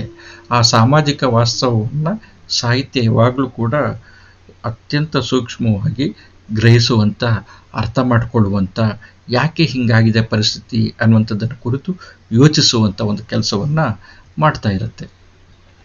ಕಲೆ ಒಂದು ಸಾಮಾಜಿಕ ವಾಸ್ತವವನ್ನು ನಾನು ಆಗಲೇ ಹೇಳಿದೆ. ಸೊ ಹಾಗಾಗಿ ಏನು ಅಂತಂತಂದರೆ, ಇದರ ವಿರುದ್ಧ, ಈ ಸಾಮಾಜಿಕವಾಗಿರುವಂಥ ಏರುಪೇರುಗಳ ವಿರುದ್ಧ ಸಾಹಿತ್ಯ ಅನ್ನುವಂಥದ್ದು ಕೆಲಸ ಮಾಡೋದಕ್ಕೆ ಪ್ರಯತ್ನ ಪಡ್ತಾ ಇರುತ್ತೆ. ಸರಿ, ಈ ಥರದ್ದು ಮೊಟ್ಟ ಮೊದಲು ಈಗಲೇ ಆಗ್ತಾ ಇರುವಂಥದ್ದ? ಇಲ್ಲ, ಹಿಂದೆಯಿಂದನೂ ಕೂಡ ಸಾಹಿತ್ಯ ಈ ಕೆಲಸವನ್ನು ಮಾಡ್ಕೊಂಡು ಬಂದಿದೆ, ಅಥವಾ ಸಾಹಿತಿಗಳು ಈ ಕೆಲಸವನ್ನು ಮಾಡ್ಕೊಂಡು ಬಂದಿದ್ದಾರೆ, ಅಥವಾ ಸಾಹಿತ್ಯ ನೆಲೆಯಲ್ಲಿ ಸಾಮಾಜಿಕ ಸುಧಾರಕರು ಅಥವಾ ಸಾಹಿತಿ ಮತ್ತು ಸಾಮಾಜಿಕ ಸುಧಾರಕರಾಗಿರುವಂಥವ್ರು ಈ ಥರದ ಕೆಲಸವನ್ನು ಮಾಡ್ತಾರೆ. ಸಾಹಿತಿ ಮೊಟ್ಟ ಮೊದಲು ಏನು ಮಾಡ್ತಾನೆ, ಈ ಅವ್ಯವಸ್ಥೆಗೆ ಎದುರಾಗಿ ನಿಂತಹ ಸಾಮಾಜಿಕ ಸಾಂಸ್ಕೃತಿಕ ಅವ್ಯವಸ್ಥೆಗೆ ಎದುರಾಗಿ ನಿಂತಹ ಸಾಹಿತಿ ಮೊದಲು ಮಾಡುವಂಥ ಕೆಲಸ ಏನು ಅಂತಂತಂದರೆ, ಅವನು ಸಾಹಿತ್ಯ ನಿರ್ಮಾಣಕ್ಕೆ ತೊಡಗುವಂಥ ಸಂದರ್ಭದಲ್ಲಿ ಜನರಿಗೆ ಹತ್ತಿರವಾಗಿರುವಂಥ ಭಾಷೆಯಲ್ಲಿ ಸಾಹಿತ್ಯವನ್ನು ನಿರ್ಮಾಣ ಮಾಡ್ತಾನೆ. ಇದು ಮೊಟ್ಟ ಮೊದಲು ನಾವು ಕಾಣುವಂಥ ಅಂಶ. ನೋಡಿ, ಬುದ್ಧ ಏನು ಮಾಡ್ತಾನೆ ಅಂತಂದರೆ ತನ್ನ ಬೋಧನೆಗಳನ್ನು ಅವತ್ತು ರಾಜಮರ್ಯಾದೆ ಪಡೆದಿರುವಂಥ ಭಾಷೆಯಾಗಿರುವಂಥ ಸಂಸ್ಕೃತದಲ್ಲಿ ಮಾಡೋದಿಲ್ಲ, ಬದಲಿಗೆ ಪಾಳಿ ಭಾಷೆಯಲ್ಲಿ ಮಾಡ್ತಾನೆ. ಯಾಕೆ ಮಾಡ್ತಾನೆ ಅಂತಂದರೆ ಅದು ಹೆಚ್ಚು ಜನರಿಗೆ ತಲುಪತ್ತೆ, ಹೆಚ್ಚು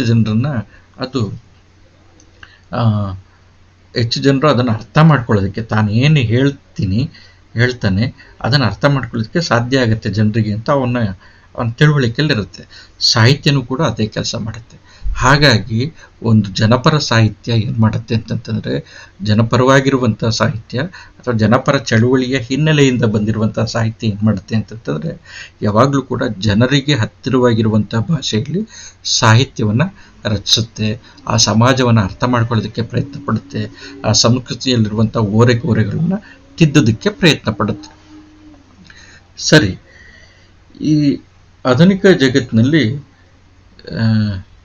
ಸಾಹಿತ್ಯ ಅನ್ನುವಂಥದ್ದು ಜನಪರ ಚಳುವಳಿಗಳನ್ನು ಹೇಗೆ ಕಾಣುತ್ತೆ, ಅಥವಾ ಜನಪರ ಚಳುವಳಿಗಳಿಗೆ ಪೂರಕವಾಗಿ ಹೇಗೆ ಅದು ತನ್ನಂತಾನು ಬಿಂಬಿಸ್ಕೊಳ್ಳುತ್ತೆ, ತನ್ನಂತಾನು ಅದು ರೂಪಿಸ್ಕೊಳ್ಳುತ್ತೆ ಅನ್ನುವಂಥ ಅಂಶಗಳನ್ನು ನಾವೀಗ ನೋಡ್ಬೋದು. ಅಂದರೆ ಒಂದು ಸಾಹಿತ್ಯ ಜನಪರ ಚಳುವಳಿಗಳಿಗೆ ಪೂರಕವಾಗಿ ತನ್ನ ನಿಲುವನ್ನು ಹೆಂಗೆ ಪ್ರತಿಪಾದಿಸ್ಕೊಡುತ್ತೆ ಅಂತ ನೋಡ್ಬೋದು. ಇಲ್ಲಿ 3 ಅಂಶಗಳು ಬರುತ್ತೆ ನೋಡಿ. ಆಧುನಿಕ ಜಗತ್ತಿನಲ್ಲಿ ಸಾಹಿತ್ಯ ಅನ್ನುವಂಥದ್ದು ಜನಪರವಾಗಿರುವಂಥ, ಅಲ್ಲಿ ಜನಪದ ಅಂತಂತಿದೆ, ಜನಪದ ಚಳುವಳಿನೂ ಕೂಡ ಆಗುತ್ತೆ, ಜನಪರ ಚಳುವಳಿನೂ ಕೂಡ ಆಗುತ್ತೆ. ಯಾಕಂದರೆ ಜನಪದ ಅಂತಂದರೆ ಜನರೇ ಅಂತಂತಾನೆ ಅರ್ಥ. ಈ ಜನಪರ ಚಳುವಳಿಗೆ ಪೂರಕವಾಗಿರುವಂಥ ರೀತಿ 3 ರೀತಿ ಅಂತ ಹೇಳಲಾಗಿದೆ. ಅದನ್ನು ಅಂದರೆ ಅತ್ಯಂತ ಮುಖ್ಯರಾಗಿರುವಂಥ ವಿಮರ್ಶಕರು 3 ರೀತಿಯಲ್ಲಿ ಸಾಹಿತ್ಯ ಜನಪರ ಚಳುವಳಿಗೆ ಪೂರಕವಾಗಿ ಕೆಲಸ ಮಾಡುತ್ತೆ ಅಂತ ಹೇಳ್ತಾರೆ, ಅಥವಾ ಪ್ರತಿಸ್ಪಂದಿಸುತ್ತೆ ಅಂತ ಹೇಳ್ತಾರೆ.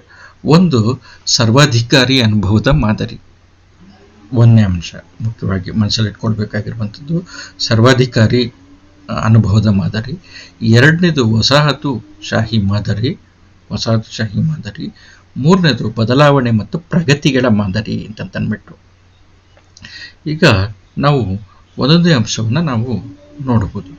ಸರ್ವಾಧಿಕಾರಿ ಅನುಭವದ ಮಾದರಿ, ನಾವು ಎಲ್ಲಿ ಇದನ್ನು ನಾವು ಕಾಣ್ತೀವಿ? ಸರ್ವಾಧಿಕಾರಿ ಅನುಭವದ ಮಾದರಿ ಎಲ್ಲಿ ಸರ್ವಾಧಿಕಾರಿಯಾಗಿರುವಂಥ ಮನೋಧರ್ಮದ ಒಂದು ವ್ಯವಸ್ಥೆ ಇರುತ್ತೋ ಅಲ್ಲಿ ಈ ಸರ್ವಾಧಿಕಾರಿ ಅನುಭವದ ಮಾದರಿಯನ್ನು ನಾವು ಕಾಣೋದಕ್ಕೆ ಸಾಧ್ಯ. ಫಾರ್ ಎಕ್ಸಾಂಪಲ್, ನಾವು ಇದನ್ನು ನೋಡೋದಾದರೆ, ಸರ್ವಾಧಿಕಾರಿ ಅನುಭವದ ಮಾದರಿಗೆ ಅತ್ಯಂತ ಅಂದರೆ ಹಿಟ್ಲರ್ ಅಥವಾ ಇಟಲಿಯಲ್ಲಿ ಬೆನಿಟೋ ಮುಸೋಲಿನಿ ಇದ್ದ. ಇಂಥ ಸಂದರ್ಭದಲ್ಲಿ ಅಂದರೆ ಹಿಟ್ಲರ್ ದಿ ಫ್ಯೂರರ್, ಅಂದರೆ ಅವನಿಗಿಂತ ಮಿಗಿಲಾಗಿರುವಂಥವರು ಯಾರೂ ಕೂಡ ಇಲ್ಲ ಅನ್ನುವಂಥ ಒಂದು ಮನೋಧರ್ಮ ಇದ್ದಂಥ ಸಂದರ್ಭದಲ್ಲಿ, ಅದೇ ರೀತಿ ಮುಸೋಲಿನಿ ಅನ್ನುವಂಥ ಒಬ್ಬ ಡಿಕ್ಟೇಟರ್, ನಿರಂಕುಶವಾದಿ ಅಥವಾ ನಿರಂಕುಶ ಪ್ರಭುತ್ವವನ್ನು ಬೆಂಬಲಿಸುವಂಥ ಮತ್ತು ತಾನು ಸ್ವತಃ ನಿರಂಕುಶ ಅಧಿಕಾರಿಯಾಗಿದ್ದಂತಹ ಒಬ್ಬ ವ್ಯಕ್ತಿ ಇದ್ದಂಥ ಸಂದರ್ಭದಲ್ಲಿ, ಅಥವಾ ಅದು ಬರೀ ರಾಜಕೀಯವಾಗಿರುವಂಥ ನಿರಂಕುಶ ಸತ್ಯ ಮಾತ್ರ ಅಲ್ಲ, ಧಾರ್ಮಿಕವಾಗಿ ಒಂದು ಧರ್ಮ ಮಾತ್ರ ಶ್ರೇಷ್ಠ ಅನ್ನುವಂಥದ್ದಿದ್ದಾಗ, ಅಥವಾ ಈ ರೀತಿಯಾಗಿರುವಂಥ ಸಾಮಾಜಿಕವಾಗಿ ಒಂದು ಸಾಮಾಜಿಕ ವ್ಯವಸ್ಥೆ ಶ್ರೇಷ್ಠ ಅನ್ನುವಂಥದ್ದು ಬಂದಾಗ, ಯಾವಾಗಲೂ ಕೂಡ ಈ ರೀತಿಯಾಗಿರುವಂಥ ಒಂದು ನಿರಂಕುಶವಾಗಿರುವಂಥ ವ್ಯವಸ್ಥೆ ಅನ್ನುವಂಥದ್ದು ಬಂದಾಗ, ಸರ್ವಾಧಿಕಾರಿತನ ಅನ್ನುವಂಥದ್ದು ಬಂದಾಗ ಏನಾಗುತ್ತೆ ಅಂತಂತಂದರೆ ಅದಕ್ಕೆ ಪ್ರತಿಯಾಗಿ ಸಾಹಿತ್ಯಗಳು ಹುಟ್ಕೊಳ್ತವೆ. ಇದಕ್ಕೆ ಒಂದು ಉದಾಹರಣೆ ಕೊಡ್ತಾದರೆ, ಬರ್ಟೋಲ್ಟ್ ಬ್ರೆಕ್ಟ್ ಅನ್ನುವಂಥ ಒಬ್ಬ ಸಾಹಿತಿ, ಅವನು ಈ ಸರ್ವಾಧಿಕಾರಿ ಅನುಭವಕ್ಕೆ ಪ್ರತಿಯಾಗಿ ಅವನೇನು ಮಾಡ್ತಾನೆ ಅಂತಂದರೆ ತನ್ನ ಸಾಹಿತ್ಯವನ್ನು ಸೃಷ್ಟಿ ಮಾಡ್ತಾನೆ. ಚರ್ಚಿನ ಪರಮಾಧಿಕಾರಕ್ಕೆ ವಿರುದ್ಧವಾಗಿ ಅವನೇನು ಮಾಡ್ತಾನೆ ಅಂತಂತಂದರೆ ಗೆಲಿಲಿಯೋ ಅನ್ನುವಂಥ ನಾಟಕವನ್ನು ಬರೀತಾನೆ. ಗೆಲಿಲಿಯೋ ಅನ್ನುವಂಥ ನಾಟಕ, ಅಲ್ಲಿ ಚರ್ಚಿನ ಸಾರ್ವಭೌಮತೆಯನ್ನು ಅವನು ಪ್ರಶ್ನೆ ಮಾಡ್ತಾನೆ. ನೋಡಿ, ಅಧಿಕಾರದ ವಿನ್ಯಾಸಗಳು ಹೆಂಗಿರ್ತವೆ ಅಂತಂದರೆ ಬರೀ ರಾಜಕೀಯವಾಗಿ ಮಾತ್ರ ಇರೋದಿಲ್ಲ, ಸಾಂಸ್ಕೃತಿಕವಾಗಿರುತ್ತೆ. ಆಂಟೋನಿಯೋ ಗ್ರಾಮ್ಶಿ ಹೆಂಗೆ ಸಾಂಸ್ಕೃತಿಕ ಹೆಜಮಾನಿಕೆ ಅಂತ ಹೇಳ್ತಾನಲ್ಲ, ಕಲ್ಚರಲ್ ಹೆಜಮನಿ ಅಂತ ಹೇಳ್ತಾನಲ್ಲ, ಆ ಥರ ಆ ಸಂಸ್ಕೃತಿಯ ವ್ಯಾಪ್ತಿ ಒಳಗಡೆನೆ ಧರ್ಮನೂ ಕೂಡ ಬಂದ್ಬಿಡುತ್ತೆ, ಸಮಾಜನೂ ಕೂಡ ಬರುತ್ತೆ, ಬೇರೆ ಭಾಷೆ, ಪ್ರದೇಶ ಎಲ್ಲನೂ ಕೂಡ ಬರುತ್ತೆ. ಸೊ ಈ ಸರ್ವಾಧಿಕಾರಿ ಅನುಭವದ ಮಾದರಿ ಒಳಗಡೆ ಪ್ರತಿಕ್ರಿಯಾತ್ಮಕ ರೂಪದಲ್ಲಿ ಬಂದಿರುವಂಥದ್ದು ನೋಡಿ, ಬರ್ಟಾಲ್ಟ್ ಬ್ರೆಕ್ಟನ ಗೆಲಿಲಿಯೋ ಅನ್ನುವಂಥ ನಾಟಕ ಇರ್ಬೋದು, ಅಥವಾ 3 ಪೆನ್ನಿ ಒಪೇರಾ ಅನ್ನುವಂಥದ್ದು ಇರ್ಬೋದು, ಕಕೇಶಿಯನ್ ಚಾಕ್ ಸರ್ಕಲ್ ಅನ್ನುವಂಥದ್ದು ಇರ್ಬೋದು. ಇವೆಲ್ಲನೂ ಕೂಡ ಏನಾಗ್ತವೆ ಅಂತಂದರೆ ಸರ್ವಾಧಿಕಾರಿ ಅನುಭವದ ಮಾದರಿಗೆ ಪ್ರತಿರೋಧಾತ್ಮಕವಾಗಿ ಬಂದಂಥ ಸಾಹಿತ್ಯ. ಕನ್ನಡದಲ್ಲಿನೂ ಕೂಡ ನಾವು ಈ ಥರದ್ದು ಸರ್ವಾಧಿಕಾರಿ ಅನುಭವದ ಮಾದರಿಗೆ ವಿರುದ್ಧವಾದಂಥ ಅಥವಾ ಎದುರಾದಂಥ ಸಾಹಿತ್ಯವನ್ನು ನಾವು ಕಾಣಬಹುದು. ಇಲ್ಲಿ ಸರ್ವಾಧಿಕಾರಿ ಅನ್ನುವಂಥ ಪದಕ್ಕೆ ನಾವು ಈಕ್ವಲ್ಸ್ ಆಗಿ, ಸಮಾನಾಂತರವಾಗಿ ರಾಜಪ್ರಭುತ್ವವನ್ನು ಇಟ್ಕೊಂಡ್ರೆ, ಈ ರಾಜಪ್ರಭುತ್ವಕ್ಕೆ ವಿರೋಧವಾಗಿ ಬಂದಂಥದ್ದು ಯಾವ ಸಾಹಿತ್ಯ ಅಂತಂದರೆ ವಚನ ಸಾಹಿತ್ಯ. ಈ ವಚನ ಸಾಹಿತ್ಯ ನೋಡ್ರಿ, ಒಂದು ಮೊಲವನ್ನು ಕೊಂದರೆ ಅದಕ್ಕೆ ಆ ಮೊಲವನ್ನು ಕೊಂಡ್ಕೊಳ್ಳೋದಕ್ಕೆ ಸಲುವ ಹಾಗಕ್ಕೆ ಬಿಲಿವರು ಅಂತಂತ ಹೇಳ್ತಾರೆ. ಅಂದರೆ ಅದನ್ನು ಕೊಂಡ್ಕೊಳ್ಳೋದಕ್ಕೆ ನಾನು ಮುಂದು ತಾ ಮುಂದು ಅಂತ ಮೇಲೆ ಬಿದ್ದು ಬಿಡ್ತಾರೆ. ಆದರೆ ರಾಜ ಸತ್ತರೆ ಒಂದು ಅಡಕೆ ಕೊಟ್ಟು ಕೊಳ್ಳುವಂಥವ್ರಿಲ್ಲ ಅಂತಂತ ಹೇಳ್ತಾರೆ. ಸೊ ಹಾಗಾಗಿ ಏನಂತಂದರೆ ಬೇರೆ ಬೇರೆ ರೀತಿಯ ಸಾಹಿತ್ಯ ಬೇರೆ ಬೇರೆ ರೀತಿಯಲ್ಲಿ ಸರ್ವಾಧಿಕಾರಿ ಮಾದರಿಗೆ ಪ್ರತಿಕ್ರಿಯೆ ನೀಡುತ್ತೆ. ನಾನು ಆಗಲೇ ಹೇಳಿದೆ, ಪಂಪನ ಉದಾಹರಣೆಯನ್ನು ಕೊಟ್ಟೆ. ಈ ರಾಜರನ್ನು ಒಲಗಿಸಿ ಬಾಳುವಂಥದ್ದು ತುಂಬ ಕಷ್ಟ ಅಂತಂತ ಹೇಳ್ತಾರೆ. ಯಾಕೆ ಹೇಳ್ತಾನೆ? ಸರ್ವಾಧಿಕಾರಿಯ ಅಂದರೆ ರಾಜನ ಅಧಿಕಾರದ, ಸರ್ವಾಧಿಕಾರಿಯ ಅಧಿಕಾರದ ಅನುಭವವನ್ನು ಪಂಪ ಅನುಭವಿಸಿದ್ದಾನೆ. ಸೊ ಹಾಗಾಗಿ ಈ ರಾಜರ ಜೊತೆ ಬದುಕುವಂಥದ್ದು, ಅವ್ರ ಜೊತೆ ಏಗುವಂಥದ್ದು ತುಂಬ ಕಷ್ಟ ಅನ್ನುವಂಥ ತಿಳುವಳಿಕೆ ಅವನಲ್ಲಿದೆ. ಸೊ ಹಾಗಾಗಿ ಅವನು ಧ್ವನಿಯುಕ್ತವಾಗಿ, ಪರೋಕ್ಷವಾಗಿ ಅವನೇನು ಮಾಡ್ತಾನೆ ಅಂತಂದರೆ ಈ ಬಗೆಯ ತಿಳುವಳಿಕೆಯನ್ನು ತರ್ತಾನೆ. ಎರಡನೇದು ವಸಾಹತುಶಾಹಿ ಮಾದರಿ. ಈ ವಸಾಹತುಶಾಹಿ ಮಾದರಿ ಯಾವ ಯಾವ ಸಾಮ್ರಾಜ್ಯಶಾಹಿ ಶಕ್ತಿಗಳು ಯಾವ ಯಾವ ದೇಶಗಳನ್ನು, ಯಾವ ಯಾವ ಖಂಡಗಳನ್ನು ತಮ್ಮ ವಸಾಹತುವನ್ನಾಗಿ ಮಾಡಿಕೊಂಡಿದ್ವು, ಆ ವಸಾಹತು ಪ್ರದೇಶಗಳು ಈ ಸಾಮ್ರಾಜ್ಯಶಾಹಿ ವ್ಯವಸ್ಥೆಗೆ ಅಥವಾ ಶಕ್ತಿಗಳಿಗೆ ಅಥವಾ ಆ ದೇಶಗಳಿಗೆ ತೋರಿದಂಥ ಪ್ರತಿಭಟನಾತ್ಮಕ ಸಾಹಿತ್ಯವನ್ನು ಸೂಚಿಸುತ್ತೆ. ಫಾರ್ ಎಕ್ಸಾಂಪಲ್, ಭಾರತದ ಸಾಹಿತ್ಯ ನೋಡ್ರಿ, ಬೇಂದ್ರೆಯವರ ನರಬಲಿ ಎನ್ನುವಂಥ ಒಂದು ಪದ್ಯ. ಆ ನರಬಲಿ ಎನ್ನುವಂಥ ಪದ್ಯ ಸ್ವಾತಂತ್ರ್ಯ ಹೋರಾಟದ ಸಂದರ್ಭದಲ್ಲಿ ಕಂಡು ಬಂದಂಥದ್ದು. ಅದೇ ರೀತಿ ಕುವೆಂಪುನು ಕೂಡ ಏನು ಮಾಡ್ತಾರೆ ಅಂತಂದರೆ, ಒಂದು ಧಾರ್ಮಿಕವಾಗಿರುವಂಥ ಸ್ವಾತಂತ್ರ್ಯ ಹೋರಾಟ ವಿವೇಕಾನಂದರಿಂದ ನಡೀತು ಅಂತಂದ್ಬಿಟ್ಟು ಅವರು ಅಂದರೆ ಪಾಶ್ಚಿಮಾತ್ಯ ಜಗತ್ತಿನ ಸಾಂಸ್ಕೃತಿಕ ಯಜಮಾನಿಕೆಯನ್ನು ವಿವೇಕಾನಂದರು ವೇದಾಂತದ ಅಥವಾ ಉಪನಿಷತ್ನ ಸಾರದ ಮುಖಾಂತರ ಅವರು ಪಾಶ್ಚಿಮಾತ್ಯ ಜಗತ್ತಿನ ಸಾಂಸ್ಕೃತಿಕ ಯಜಮಾನಿಕೆಯನ್ನು ಮೀರ್ತಾರೆ ಅಂತಂತ ಹೇಳ್ಬಿಟ್ಟು ಅದನ್ನು ಅವ್ರೇನು ಮಾಡ್ತಾರೆ ಅಂತಂದರೆ ತಮ್ಮ ಕಾದಂಬರಿಗಳಲ್ಲಿ ಅದನ್ನು ತರುವಂಥ ಒಂದು ಪ್ರಯತ್ನವನ್ನು ಮಾಡ್ತಾರೆ. ವಸಾಹತು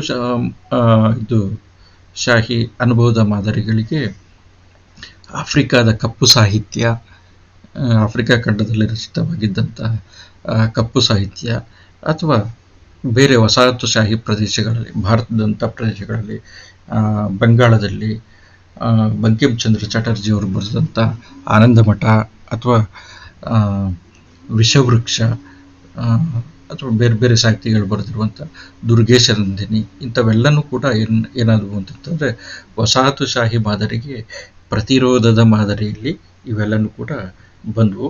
ಇವು ವಸಾಹತು ಶಕ್ತಿ ಮತ್ತು ಇಲ್ಲಿರುವಂಥ ಸ್ಥಳೀಯವಾಗಿರುವಂಥ ಸಂಸ್ಕೃತಿ, ಇವೆರಡರ ನಡುವಿನ ಸಂಘರ್ಷವನ್ನು, ಇವೆರಡರ ನಡುವಿನ ಕೊಡುಕೊಳ್ಳುವಿಕೆಯನ್ನು ಅವೇನು ಮಾಡ್ತವೆ ಅಂತಂತಂದರೆ ಅತ್ಯಂತ ಸೂಕ್ಷ್ಮವಾಗಿ ಎದುರಾಗಿ ಈ ಸಮಾಜಕ್ಕೆ ನಿಜವಾಗಿ ಬೇಕಾಗಿರುವಂಥದ್ದೇನು, ವಸಾಹತುಶಾಹಿ ವ್ಯವಸ್ಥೆಯಿಂದ ನಾವೇನಾದರೂ ಸ್ವೀಕರಿಸುವಂಥದ್ದು ಇದೆಯಾ, ಅಥವಾ ನಮ್ಮ ಇಲ್ಲಿರುವಂಥ ಒಂದು ವ್ಯವಸ್ಥೆ ಅನ್ನುವಂಥದ್ದು ವಸಾಹತುಶಾಹಿ ವ್ಯವಸ್ಥೆಗಿಂತನೂ ಕೂಡ ಮಿಗಿಲಾಗಿರುವಂಥದ್ದು ಅನ್ನುವಂಥದ್ದನ್ನು ಅವು ಪರಸ್ಪರ ಎದುರುಗಿಟ್ಟು ಅವು ತುಲನೆಯಲ್ಲಿ ತೊಡಗ್ತವೆ ಅಥವಾ ಚರ್ಚೆಯಲ್ಲಿ ತೊಡಗ್ತವೆ.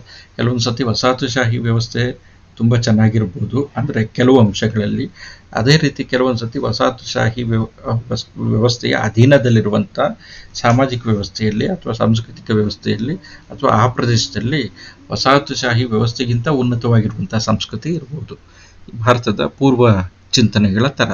ಸೊ ಹಾಗಾಗಿ ಏನು ಅಂತಂತಂದರೆ ಈ ಬಗೆಯಲ್ಲಿ ಸಾಹಿತ್ಯ ಅನ್ನುವಂಥದ್ದು ಏನು ಮಾಡುತ್ತೆ ಅಂತಂದರೆ ವಸಾಹತುಶಾಹಿ ಅನುಭವಕ್ಕೆ ಎದುರಾಗುತ್ತೆ. ಕೋಗಿಲೆ ಮತ್ತು ಸೋವಿಯತ್ ರಷ್ಯಾ ಅನ್ನುವಂಥ ಒಂದು ಕುವೆಂಪು ಅವರ ಕವನ ಸಂಕಲನ. ಆ ಕವನ ಸಂಕಲನದಲ್ಲಿ ಕೋಗಿಲೆ ಮತ್ತು ಸೋವಿಯತ್ ರಷ್ಯಾ ಅನ್ನುವಂಥ ಒಂದು ಪದ್ಯನೂ ಕೂಡ ಇದೆ. ಅಲ್ಲಿ ಏನು ಮಾಡ್ತಾರೆ ಅಂತಂತಂದರೆ ಕುವೆಂಪು ಈ ರಷ್ಯಾದ ಸಮತಾವಾದವನ್ನು, ಆ ಚಿಂತನೆಯನ್ನು ಅವರು ಎದುರಾಗಿ ನಿಂತ್ಕೊಂಡು ಅದನ್ನು ತುಂಬ ವಿಮರ್ಶಾತ್ಮಕವಾಗಿ ಅದನ್ನು ನೋಡುವಂಥ ಪ್ರಯತ್ನ ಮಾಡ್ತಾರೆ. ಅಲ್ಲಿ ನಾವು ವಸಾಹತುವಾಗಿ ರಾಜಕೀಯವಾಗಿಲ್ಲ, ಆದರೆ ವೈಚಾರಿಕವಾಗಿ ನಾವು ಸಮತಾವಾದವನ್ನು ನಾವು ಅನುಸರಿಸಬೇಕು ಅನ್ನುವಂಥ ಒಂದು ವಾದ ಚಾಲ್ತಿಯಲ್ಲಿರುತ್ತೆ. ಅದನ್ನು ಮೀರುವಂಥ ಒಂದು ಪ್ರಯತ್ನವನ್ನು ಕುವೆಂಪು ಮಾಡ್ತಾರೆ. ಸೊ ಇದು ವಸಾಹತುಶಾಹಿ ಮಾದರಿಯನ್ನ ಎದುರುಗೊಳ್ಳುವಂಥ ಸಾಹಿತ್ಯದ ನಿರೂಪಣೆ. ಮೂರನೇದು ಬದಲಾವಣೆ ಮತ್ತು ಪ್ರಗತಿಗಳ ಮಾದರಿ ಅಂತಂದ್ಬಿಟ್ರು. ಈ ಬದಲಾವಣೆ ಮತ್ತು ಪ್ರಗತಿಗಳ ಮಾದರಿಯಲ್ಲಿ ಏನಾಗುತ್ತೆ ಅಂತಂತಂದರೆ, ಆ್ಯಕ್ಚುಲಿ ನಾವೇನು ಮಾಡ್ತೀವಿ, ಬದಲಾವಣೆ ಮತ್ತು ಪ್ರಗತಿಗಳ ಮಾದರಿಯಲ್ಲಿ ಜನತೆಗೆ ಯಾವುದು ಹಿತ, ಸಾಮಾನ್ಯವಾಗಿರುವಂಥ ಜನತೆಗೆ ಯಾವುದು ಹಿತ, ಆ ಲೆಕ್ಕದಲ್ಲಿ ಸರ್ವಾಧಿಕಾರಿ ಅನುಭವದ ಮಾದರಿಯನ್ನು ಎದುರುಗಡೆ ಇಟ್ಕೊಂಡು, ವಸಾಹತುಶಾಹಿ ಮಾದರಿಯನ್ನು ಎದುರುಗಡೆ ಇಟ್ಕೊಂಡು, ಅವೆರಡರ ಮಾದರಿಯ ಆ ಬೆಳಕಿನಲ್ಲಿ ನಾವೇನು ಮಾಡ್ತೀವಿ ಅಂದರೆ ಜನರ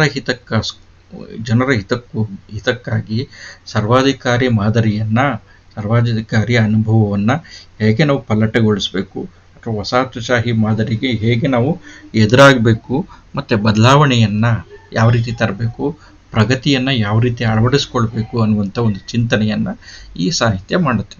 ಇಲ್ಲಿ ನಮಗೆ ಮೊದಲು ನಮಗೆ ಕಂಡುಬರುವಂಥ ಈ ಬದಲಾವಣೆ ಮತ್ತು ಪ್ರಗತಿಗಳ ಮಾದರಿಗೆ ಮೊದಲು ನಾವು ಕಾಣುವಂಥ ಒಂದು ನಿದರ್ಶನ ಯಾವುದು ಅಂತಂತಂದರೆ ವಚನ ಸಾಹಿತ್ಯನೇ.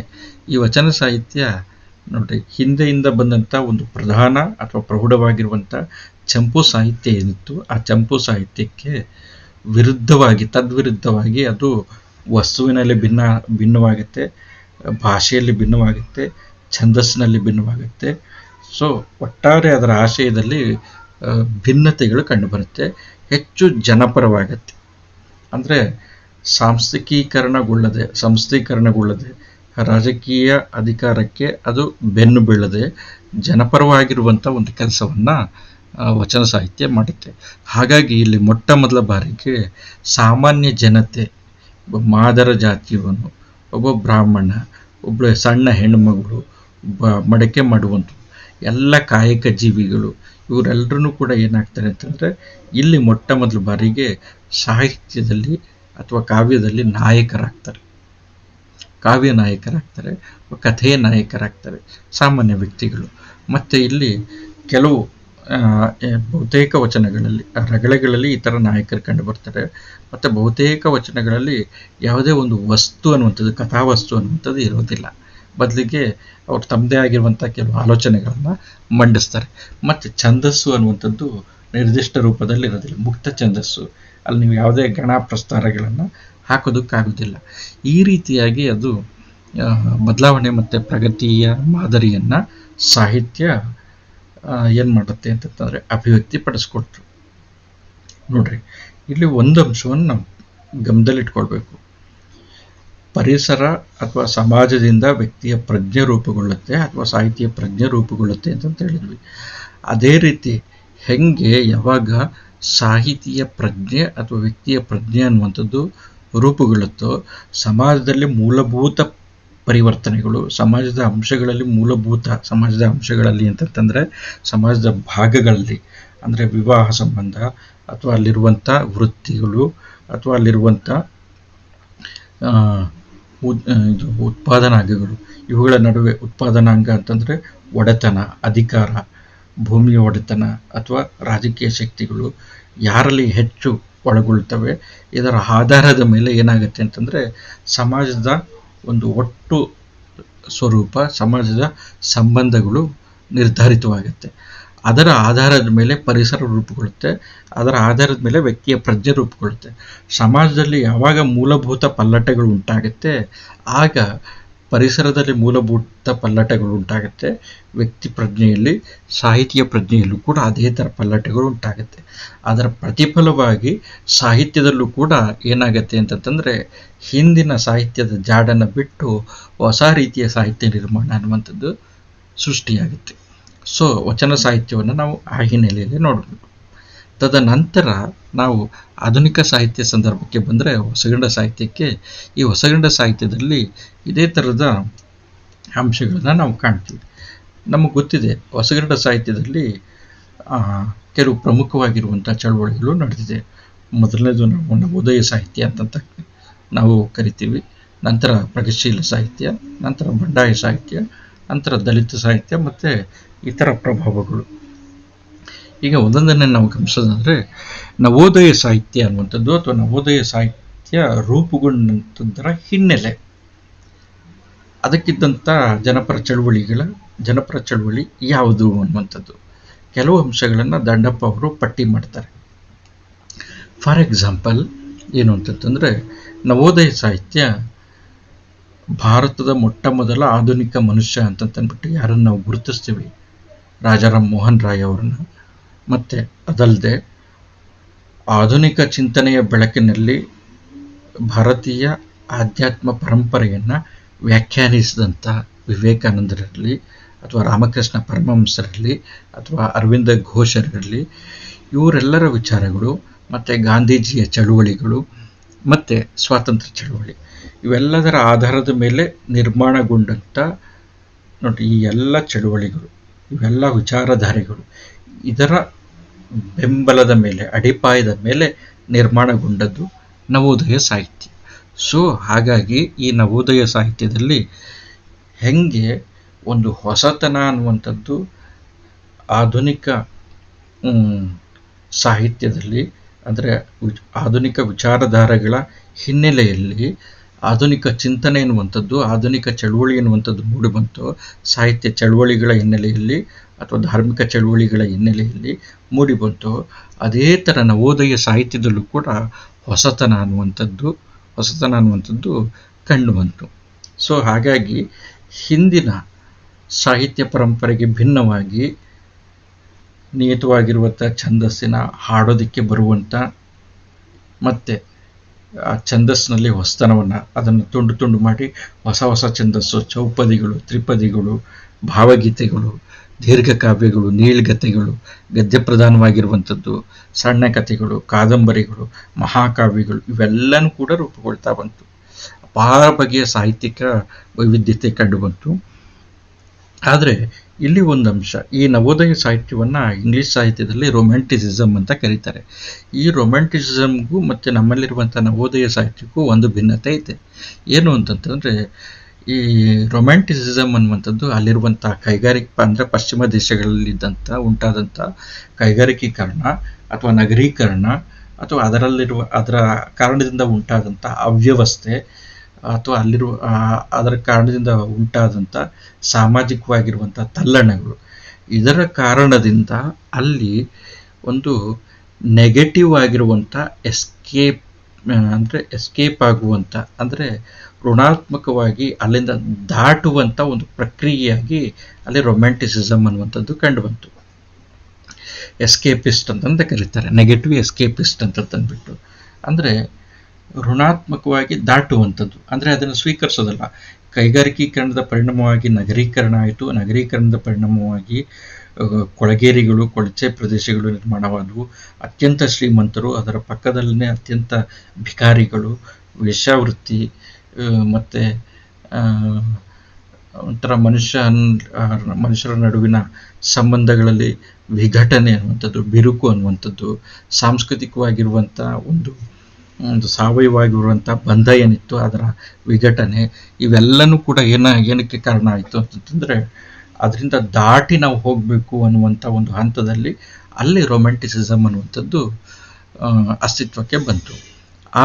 ಸೊ ಹಾಗಾಗಿ ಅಲ್ಲಿ ಪ್ರಕೃತಿ ಪ್ರಿಯತೆ ಅನ್ನುವಂಥದ್ದು ಬಂತು, ಆದರ್ಶ ಪ್ರಿಯತೆ ಅನ್ನುವಂಥದ್ದು ಬಂತು, ಮೌಲ್ಯಗಳನ್ನು ಎತ್ತಿ ಹಿಡಿಯುವಂಥದ್ದು ಬಂತು. ಸೊ ಈ ಥರ.